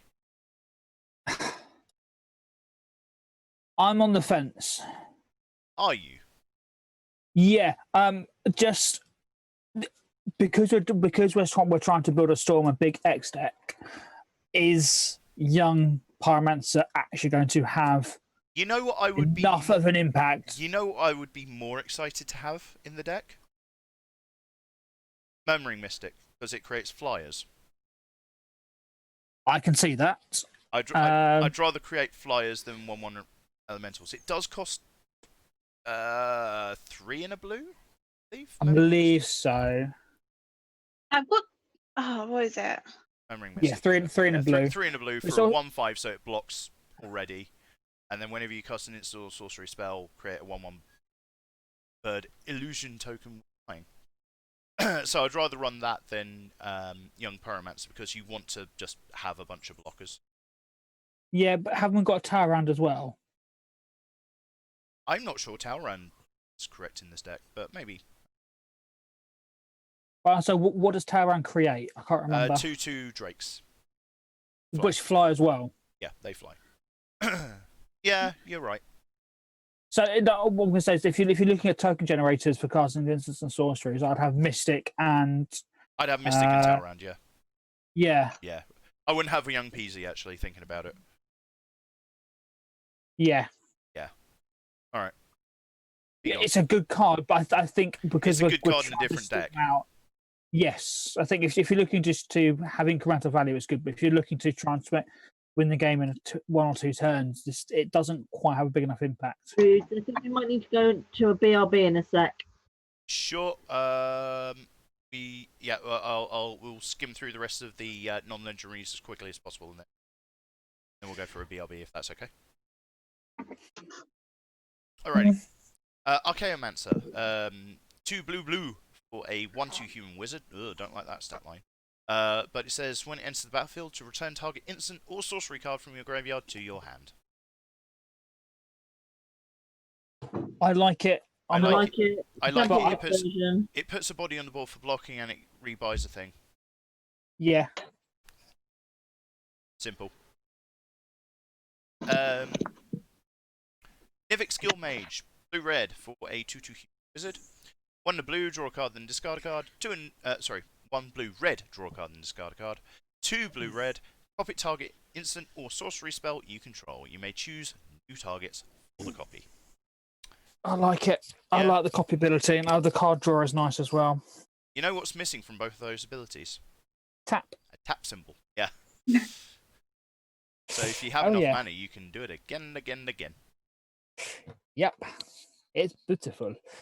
Arclight Phoenix. 3 in a red for a 3/2 Phoenix with flying and haste. At the beginning of combat on your turn, cast 3 or more instant and sorcery spells this turn. Return it from the graveyard to the battlefield. This is good in Modern. This is not good in EDH. That's my take on it, at least. I could be wrong. I agree. That's understandable. Gone. Say again, sorry? I think he's gone. Yep. Yeah, this is the wrong format for this particular friend. Sphinx of the Final Word. 5 blue, for a 5/5 Sphinx. This spell can't be countered. It's got flying and hexproof, and instant and sorcery spells you control can't be countered. Like it. I think that they're giving It's yourself the finisher. uncounterability. Yeah. It's the finisher, right? You stick it out there, Yeah. and then next turn, like, you just go, bleh, win. I did. If you can drop it and win the same turn, even better. I mean, yes, but like, even if you can't, like, they have one turn That's to true. find. They have one turn to find a board wipe, kill you. That's true. That's true. I think moving on. Yep. Windreader Sphinx. 5 blue for a 3/7 Sphinx. Flying. Whenever a creature with flying attacks, you may draw a card. 3. I don't think we're attacking enough. What's this doing in the I deck? don't think we're going to be attacking enough. I think it's begone. I just want to ask, Ree, what's this doing in the deck? Again, it was budget. It went in there when Locust God went in there. And just for one, that card when I had Locust God out on the board and I just pulled from tomorrow, that was fun. It's good in that situation. And that's Yeah. But yeah, there's nothing else really valuable to it. Electrostatic Field. 1 in a red for a 0/4 wall with Defender. Whenever you cast an instant or sorcery spell, Electrostatic Field deals 1 damage to each opponent. It's a gutter snipe. It's a gutter wall. Yeah. But it's a better blocker. It is. And it doesn't die to lightning strike. No, it doesn't. Thanks. Oh, Reed, you're not going to let that go, are you? No. Why am I taking it? I like it. Yeah, it's a good card. I'm only doing it because I love you. All right, we'll hit another break quick, and we'll continue this after the break. Yeah. That one.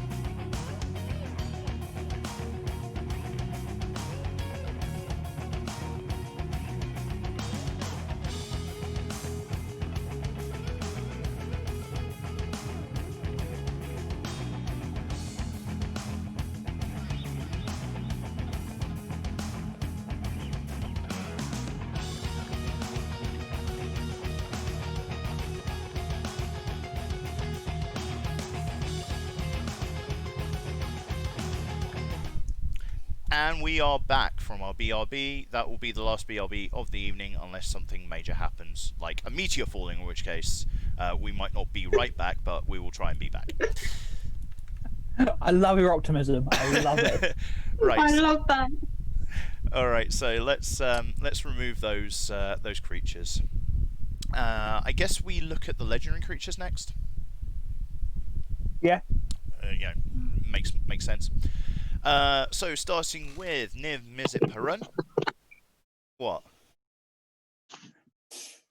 Ah, You weren't expecting me to say that, were you? no. Niv Mizzet Perun. He's blue, red, red for a 5/5 legendary dragon wizard. This spell can't be countered. As flying. Whenever you draw a card, Niv Mizzet Perun deals 1 damage to any target, and whenever any player casts a instant or sorcery spell, you draw a card. It also makes you tea and coffee, because it has a lot of words on there that are very relevant to what we're trying to do.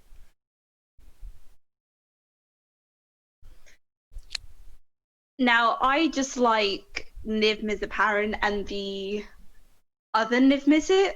There's two more Niv Mizzets. One of which you do not have in the deck. So, there's two more Niv Mizzets, but there's one more Izzet Mizzet. Yeah, it does exactly what you want to do in this deck. It helps you storm off because you just keep drawing cards. It pings people, and it's just a flying 5/5 beta. Yeah. One thing, yeah. Both Niv Mizzets are a win. The only awkward part, like I said with the other one, is the mana cost is quite restrictive. But I think for the amount of synergy with our deck, I think it's worth trying to run it. I agree.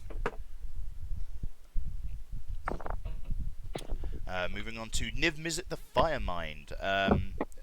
2 generic, blue, red for a 4/4 dragon wizard. So he grew up in the intermediate years.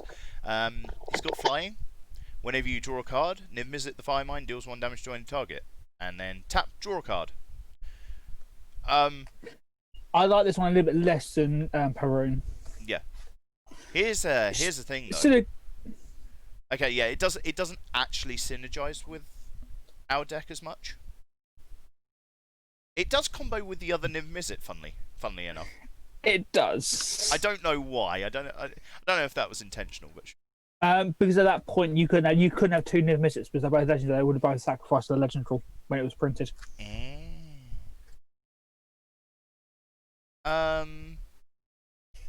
Hold on. Does it? It doesn't go infinite with it.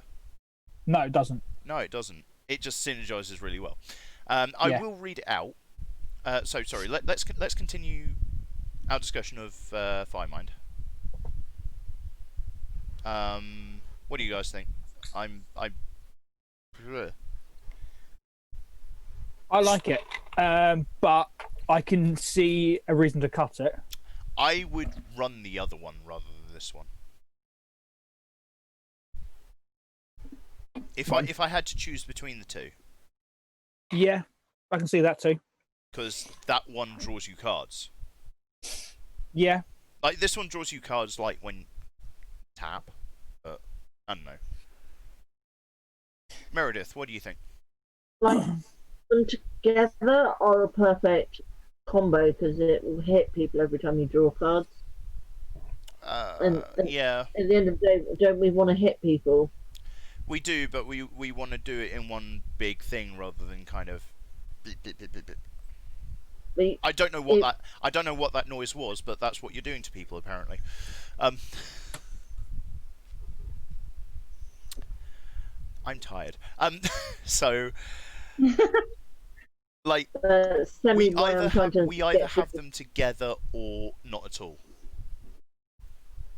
I mean, that's my vote, is together or not at all. I think we put it in the maybe board and we think about it.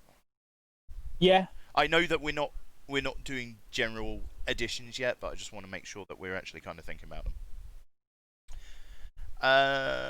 The Locust God. So you like this card, don't you, Ree?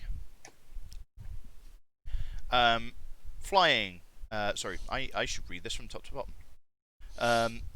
4 blue-red for a 4/4 legendary creature. God. It's got flying. Whenever you draw a card, you create a 1/1 blue and red insect creature token with flying and haste. And it's got 2 blue-red. Draw a card, then discard a card. So loot. And then when it dies, return it to its owner's hand at the beginning of the next end step. Rhiannon, do you want to talk about this card? I don't know. I mean, when I first built this deck, as Meredith knows, I wanted this as my commander. I think that's like the most reason I built this deck was because of Locust God. I mean, if there's better cards out there, then by all means we can remove it. But I do like the card. It does offer. If Locust God was the commander, I wouldn't build it like this. I would. Oh no! I would build it similar to how I built Zundersplit and just jam as many draw card spells in it as I could possibly fit in there. Yeah. I agree with Rude. I've got a list of which I've got as potential big X spells as win cons, and one of those is Blue Sun Zenith. Oh, well, you just create a giant number of bugs. While drawing an opponent out of their deck. Well, you either get the bugs or you draw an opponent out of there. You no. Them. Oh, yeah, that's true. Because it's whenever you draw a card. Yeah. You can do it either way, though. You could. Like if you needed blockers like right then, right now, you could Blue Suns and generate some bugs. I like it. Plus, like, if you are getting flooded, again, you can just loot. Yes, that's it's a true. repeatable loot as well, so it's good value. Yeah. I think it's worth it.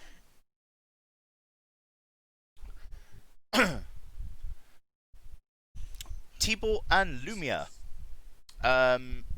2 blue-red for a legendary creature, human wizard. It's 3/3.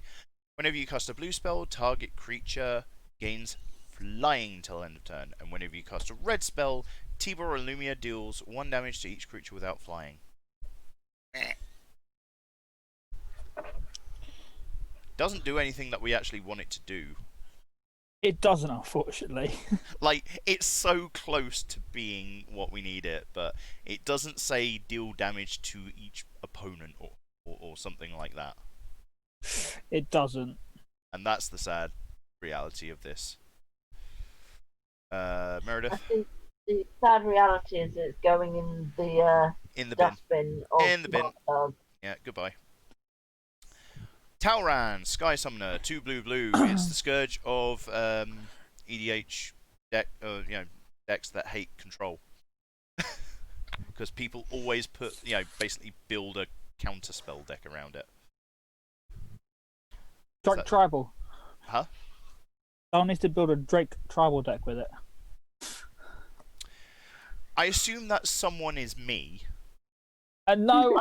Because that sounds like the dumb shit that I would do, but no. I have been tempted. Yeah, I don't think it. I don't think it does that. You know exactly what it does, but anyway. 2 in a blue for a 2/2 legendary Merfolk wizard. Whenever you cast an instant or sorcery spell, which shocker, every single blue counter spell is, create a 2/2 blue break creature token with flying. Once again, we copy paste our discussion about Memory Mystic and paste it here. Yes, we do. It's exactly.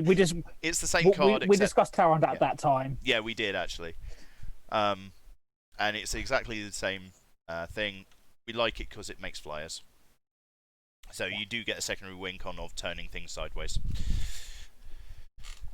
Yeah. Don't think Next card is Melek. I think we should cut.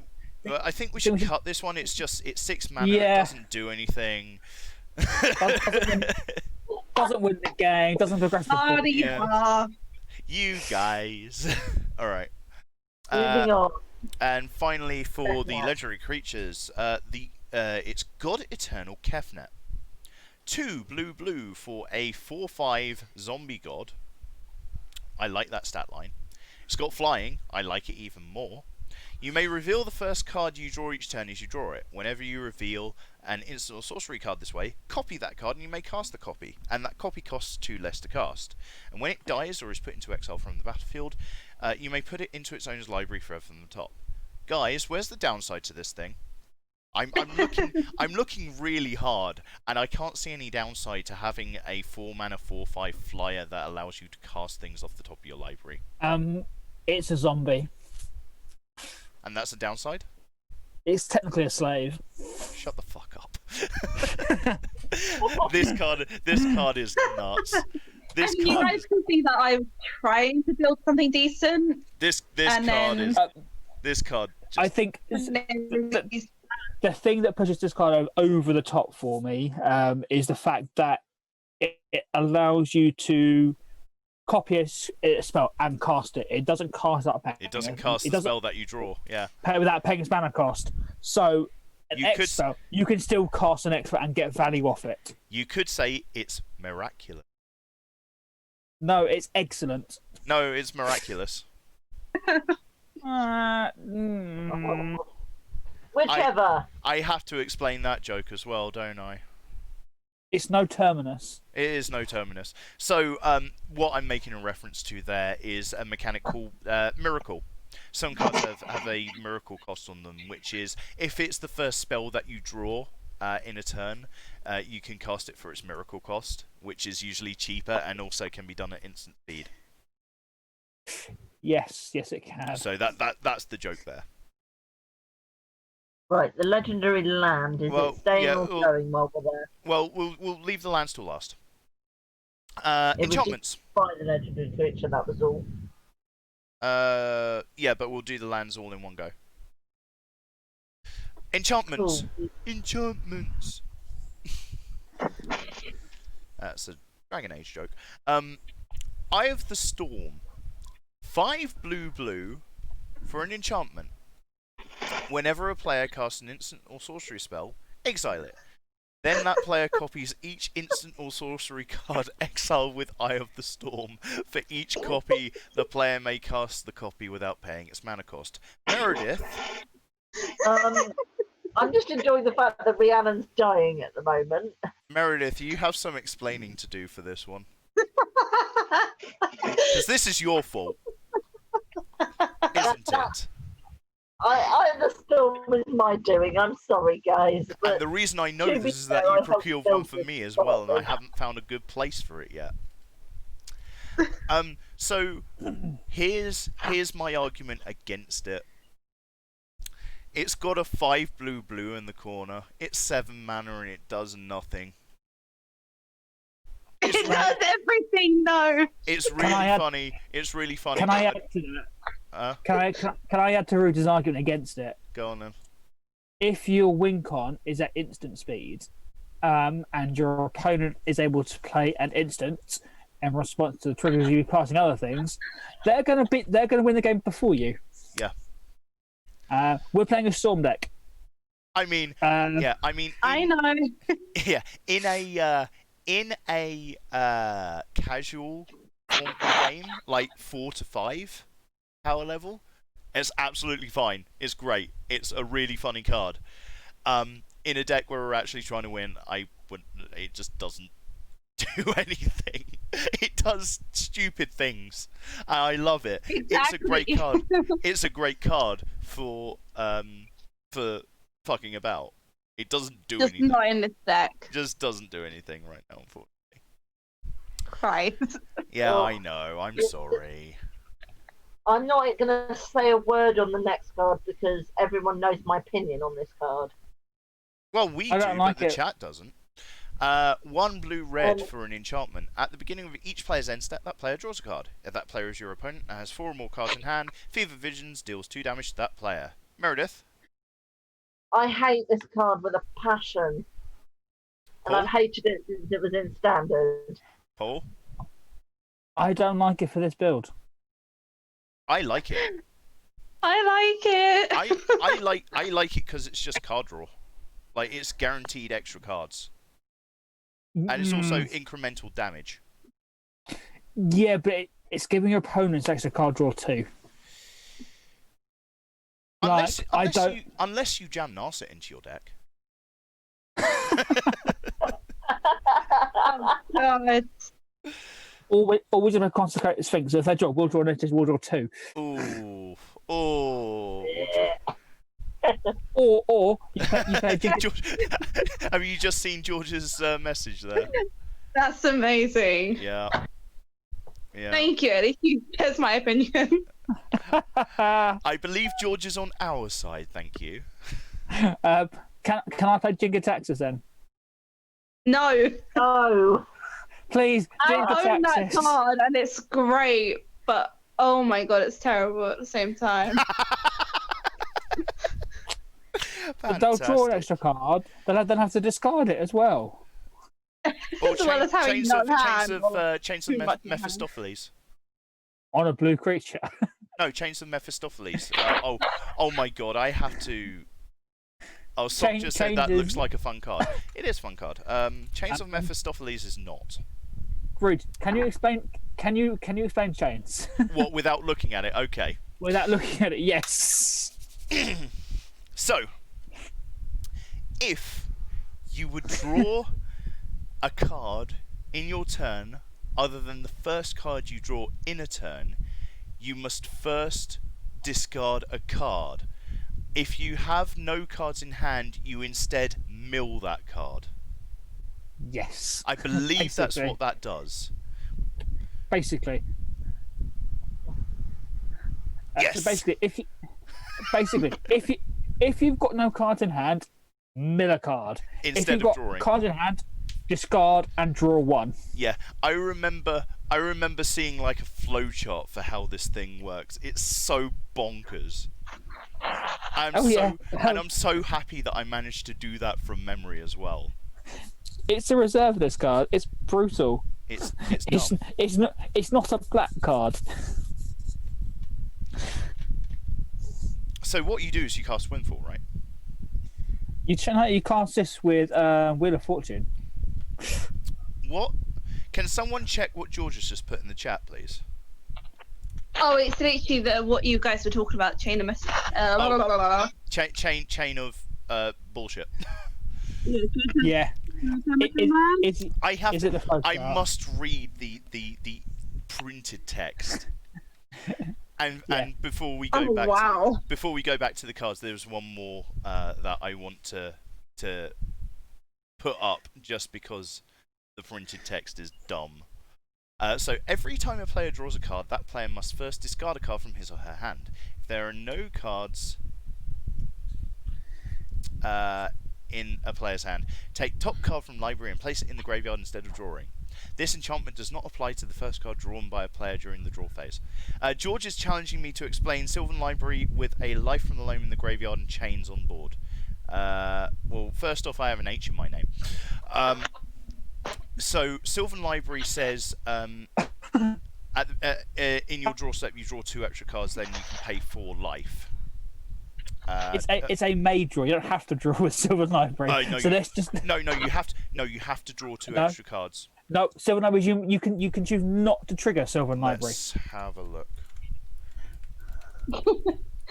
I would believe We've Paul gotten on this sidetracked, but I don't care. This is entertaining. Bruce, let's try and Oh, finish it's a May. the- Okay, all right, fine. So we'll ignore the Sylvan Library. So we've got Life from the Loam and Chains on board. So Life from the Loam has Dredge on it, which means you can mill 3 cards. It's got Dredge 3. You can mill 3 cards to put it into your hand instead of drawing a card. So what you would do in that situation is you would Dredge 3 instead of trying to draw and triggering Chains of Mephistopheles. Or what you could do, actually, is draw 1 card, and it's may draw up to 2 additional cards, isn't it? No, it's if you do draw, you draw. Oh, you it's draw draw 2. 2 additional cards. So you can either choose to not do it and just either draw as normal for turn, or dredge, or if you trigger the Sylvan Library, you would draw your first card for turn. Then you can dredge 3 to get life from the loam back into your hand. Then you would then have to discard a card, which you it's part of the same draw, so you couldn't discard. Can you discard life from the loam to draw to dredge it back for your second Sylvan Library? No, No, because it's. I don't part of the believe same. so. Jesus Christ, George, why did you do that? Because George wants. Because George wanted That's George wanted to punish me for my hubris, I believe. Rude, should we attempt to get this Yeah, deck sorry, I got sidetracked. Let's deleted continue. by about So, 11 Fever Visions. Yes or no, Paul? for me, no. But Meredith. I No, we just want yes or You no. know what my answer is to that. No. Rhiannon. Actually, no. Me is yes. So, Rhiannon, you have the casting vote. Do you want Fever Visions in your deck? I'm gonna say keep it on the fence. Just I want to keep it in there, but at the same time, Well, I you have the casting vote. understand. This is your deck. I think she wants it, Rude. So let's just move We'll on keep it in there. with a horrifying message to her. Paul with Meredith, yes. Fantastic. Okay. Fire Minds Research. Blue and red for an enchantment. When you cast an instant or sorcery spell, put a charge counter on Fire Minds Research. 1 in blue, remove 2 charge counters from Fire Minds Research. Draw a card. 1 in red, and remove 5 charge counters from Fire Minds Research. It deals 5 damage to any target. Me no likey. Me no likey it. Way too slow for what we're trying to do. yeah. Slow, boring, and That's it. Nah. It's good if you're looking to play a grindy game, but you're not. You're looking to try and do it like In one one turn. or two turn. Yeah. Yeah. It don't do anything. it go bye bye. Understandable. Jace's Sanctum. 3 in the blue for an enchantment. Instant sorcery cards you cast cost 1 less to cast, and whenever you cast an instant or sorcery spell, scry 1. This is Exactly what we need. This is exactly Oh, everything it's that the we want to do. problem with this card. The fact it costs 4 mana, but Meh. Okay, you cast 4 instants or sorceries and you get your investment back. oh yeah, that's the only downside to it. When you look at the other 2 reductions, generally in we could have a third reduction, but that's a different thing altogether. Well, the other part of this is that it's got top deck manipulation. Yes, it does. It has got the So scry, which that's is the very thing useful. that kind of tips it. If it was just the cost reduction, I would be less excited, but because we care about the top of our deck. Yes, no, I agree. 1,000-Year Storm. 1,000-Year Storm. I'm doing my best. I'm trying not to kill my voice too much. 4 blue-red for an enchantment. Whenever you cast an instant or sorcery spell, copy it for each other instant and sorcery spell you've cast before it this turn. You may choose new targets for the copies. It's a storm card. Sorry. It's just this I'm mana very storm silly. card. I personally think this is worth it. Yeah, absolutely. In what we're Is trying it- to do, it's- this does the thing. It gives you a very, very valuable setup turn, if not 2 or 3 setup turns, Yeah. to manipulate what you need. Yeah, I I'm think- I'm super excited to play this card in Yeah. EDH. Let's go on to the next section, Rudy. Artifacts. There's only 5 here, so we should be fairly quick. Lotus Petal is a 0 mana artifact. Tap and sack it to add 1 mana of any colour. It's a mana source. Yes. Um. It's also a storm count. Yes. Okay. I was gonna say, but you have reminded me that it is a non-creature. It's a spell. Yes. It's a free storm count. It is a free storm. All right. Fine. Moving on. Monolith. Monolith. 3 mana for an artifact. Tap it to add 1 mana of any colour. It's the staple of many budget EDH decks. It doesn't go in here. It'll be an arcane signet now, with arcane signet being cheap. It should be an arcane signet and a mana geode, Yes. because that's a monolith with a scry attached. Yeah. Right, Melek is gone. Moving on. Yeah, let me get rid of these ones. There we go. Cool. Mind Stone. 2 mana for an artifact. Tap it to add colorless, or 1 and tap and sack it to draw a card. Seems fine. I don't. I mean, I'd rather have say. I'd rather have I'd rather have the Izzet Signet here, or the Yeah. blue-red talisman, because I think the color what- is better. yeah, I think what we need to agree on is how much mana do you want to pay for 1 mana's worth of ramp? And my answer is 2 mana. Yeah. 2 mana in a single Makes turn to sense. ramp 1. So Mind Stone fits that bill. I think the color mana is going to be more important than the colorless mana. You are correct. You are right. So But there's also, yes, you can crack it if you need to take something off the top of your deck as well. George makes a very good point. there is that argument too. You could run, but we could run both or all three. We'll keep it in there and we'll have a think about it. Have a chit chat later. Thought Vessel, 2 mana for an artifact. You have no maximum hand size. Tap it to add You said colours. your piece on this earlier, didn't you? Don't want it. Insert my rant from earlier. Yeah. Like the only places you should be running this are in decks where you care about having lots of cards in hand, and cards where you care about having artifacts or colorless mana sources. This is not one of those decks. Goodbye. Very matter of fact. I have the mouse. I have executive veto. That's Right, true. let's get the last one done, Roots, and then we can move on Yeah, to yeah. land. Yeah, and then here's the thing. This thing flips into a land. Okay, so Primal Amulet. It's a 4 generic mana for an artifact. It says instant and sorcery spells you cast cost 1 less to cast. Whenever you cast an instant or sorcery spell, put a charge counter on Primal Amulet. Then, if there are 4 or more charge counters on it, you may remove those counters and transform it. And it transforms into. I'm just going to bring that up here. Primal Wellspring. Primal Wellspring. Easy for me to say. You can tap it to add 1 mana of any colour to your mana pool. It's a land. When that mana is spent to cast an instant or sorcery spell, ta-da! Copy that spell. I mean, you may choose new targets for the copy. Fucking brilliant. It does everything that we need to do, and we can also. Yeah. I think the best part about us, but we can also flip it. So we don't have to flip it immediately. We can flip it when we need to flip it's it. a may.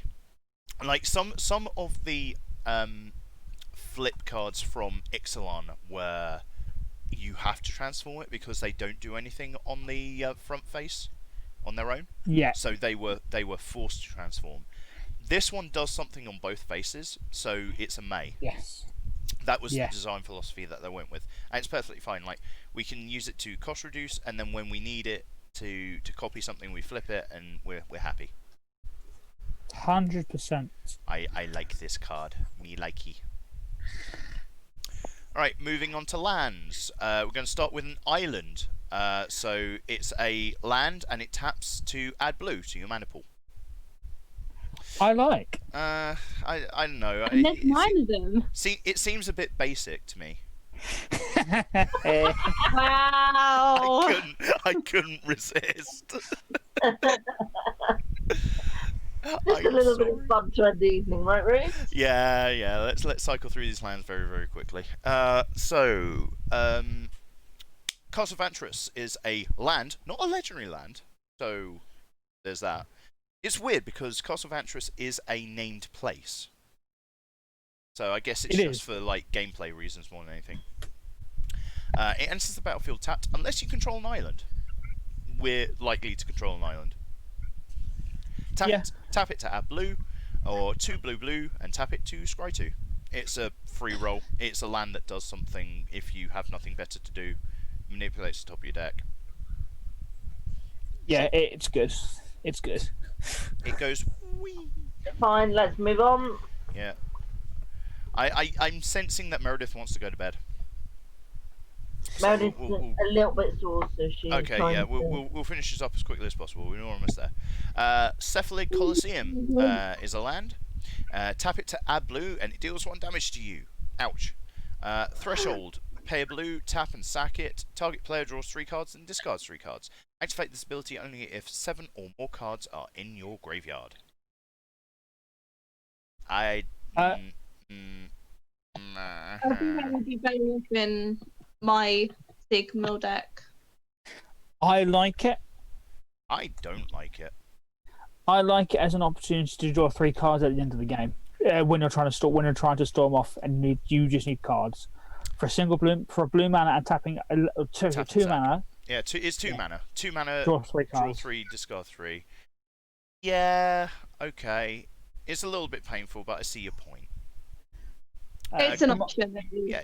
Command Tower can go. Command Tower should be a mountain. Yeah, Command Tower's a bit Mountain. no, alright, so Command Tower is a land and it taps for 1 mana of any colour in your commander's colour identity. I don't need to talk about that. Fable Passage is a land. It taps, so you tap it and sacrifice it, search your library for a basic land card, put it onto the battlefield tapped, then shuffle your library. Then, if you control 4 or more lands, untap that land. It's being reprinted in Core 21. Get your hands on it. Get your hands on it. It's a good fetch. Yeah. So, part of the point about one of the things that a lot of people miss about the fetch lands and even evolving wilds and terramorphic expanse, which this is a better version of, is if you have something junk on the top of your library, you can sacrifice it then to reshuffle it and hopefully get something better. So yes. So this is what people talk about when they talk about brainstorming wrong. Is if you're putting 2 cards back on top of your library and you're just going to draw them again, you're brainstorming wrong. You want something on board that you can, trigger to sacrifice, and trigger to shuffle your deck. Simple. Yeah. Izzet Boilerworks. Oh, I get to have another rant in a second. Izzet Boilerworks. Short rant, please. Yes, will do. Izzet Boilerworks. It's a land. Enters the battlefield tapped. When it enters the battlefield, return a land you control to its own hand, owner's hand, and then tap it to add blue-red. I dislike these lands with a passion. Again, they should only go in a deck that can use the double mana off of a single land, so something that untaps lands. Because you are basically you are putting yourself back a turn. Especially if you play this on turn 2 with no plays, you then end up discarding a card. I do not rate these lands at all. The only reason that I would play it is if I want lands back in my hand, or if I can untap it to get more value off of it. So again, my Tachi over deck. Yeah, no, I agree. But not in this deck. What's up? I'm just saying, I'm happy enough for it to go. Yeah, I would rather replace it with a basic island at this point, or a basic mountain. Reliquary Tower. I've had my rants about this. You have. Moving on, Rogue's Passage. Rogue's Passage. So, Rogue's Passage is a land, taps for colourless, or pay for and tap, target creature can't be blocked this turn. Why is this here? Basically, like the Crackling Drake, she used to make it unblockable and swing it at face. I see. Okay. But seeing as we don't have a Crackling Drake anymore... I think it can say bye-byes. Yeah. Shivan Reef. I see no problem with this. Yeah, Shivan Reef. Tap for colourless or tap for blue and red, deals 1 damage to you. Fine. Spybluff Canal. Enters the battlefield taps unless you control 2 or fewer other lands. So it's a quick land, but later on in the game it just enters tapped. Fine. Perfectly reasonable. I don't like the fast lands. Don't you? I think no. I think the variation is just too high. You may not get it at all. Okay. I think a 1 in 99 chance of draw. Sorry, 7 in 99 chance drawing it, and then 10 if you want to draw by turn 3. Yeah, I was going to say it's a 10 in 99. Yeah, I just don't think it's high enough personally. A 1 in 10 chance. Okay, all right, fine. I put it in maybe board just for now, because I've already killed it. But anyway, Sulphur Falls. Oh, actually, easy selection. Hold on, wait. Spybluff Canal. I just want to double check it. Oh, it's not got the basic land types. I couldn't remember which ones did. Sulphur Falls. Enter the battlefield tapped unless you control an island or a mountain. Likelihood is we're probably going to control an island or a mountain by the time this becomes relevant. Oh yeah. Swiftwater Cliffs. Enter the battlefield tapped. When it enters the battlefield, you gain a life and then taps for blue or red. Fine. Like it's not exciting. Fixes your mana. Gains I know your life. it's a bit slow as well. It does something But- when it enters the battlefield. Yeah. Yeah. Moving on. Temple of Epiphany, same thing except you scry one instead of gain a life. Again, it's actually better than the Swiftwater Cliff because it manipulates the top of your library. Any other thoughts on that? Nope. None for me. Temple of the False God. It's the worst land in EDH unless you're playing an Eldrazi deck. It's a Temple land. of the Sadlands, I think it should say. Temple of the False God. It's a land. It taps for colorless, but activates its ability only if you control 5 or more lands. Great. So when I have 5 or more lands, I can ramp. For one, essentially. Yeah. Fabulous. The only reason I would play this is if I am desperate for colorless lands. Yeah. Because say you draw this as like your 3rd land, you are sad. Because it doesn't tap for anything otherwise. Okay, and lastly, in the current build of the deck, where was it? Here it is. Gaia Reach Sanitarium. Legendary land. Tap for colorless, or pay 2 and tap it. Each player draws a card and discard a card. It's a land that does a thing when you have nothing better to do. I'm fine with this. Anyone got any problems? Should be Desolate Lighthouse instead. Say again, sorry? You could argue it should be a Desolate Lighthouse, which only makes you loot. Yes, in this Keep particular... it in the maybe pile. I think you can run both. It's a depending on. I think actually having both effects available is quite handy. Possibly. Put it in the maybe board. I'm going to put this one in. Desolate Lighthouse and a Storm deck is a given. Yeah, it's great. Fine. Right, my voice is going. Right, so what we've done here is we've cut a good 30 odd cards from the original build.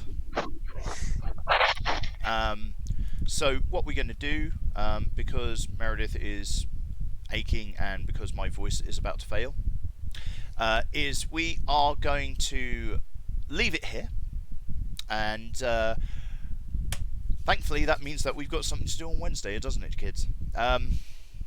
So I think you've all said that you should be available for Wednesday. So instead of Quarantine Manda, we're going to come back and we're going to do the second half of this deck build, and we're going to put more cards into this deck. So I forgot what I was going to do. Oh yes, just going down the line, starting with you, Meredith. Do you have anything that you want to say to the chat? Thank you for joining us, and we will see you Wednesday to finish it off. Rhiannon. Thank you for having me. It's been fun. Been brutal, but necessary.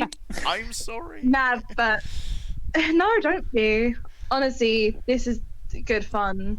But stay safe out there, guys. And Paul. Thank you for joining us.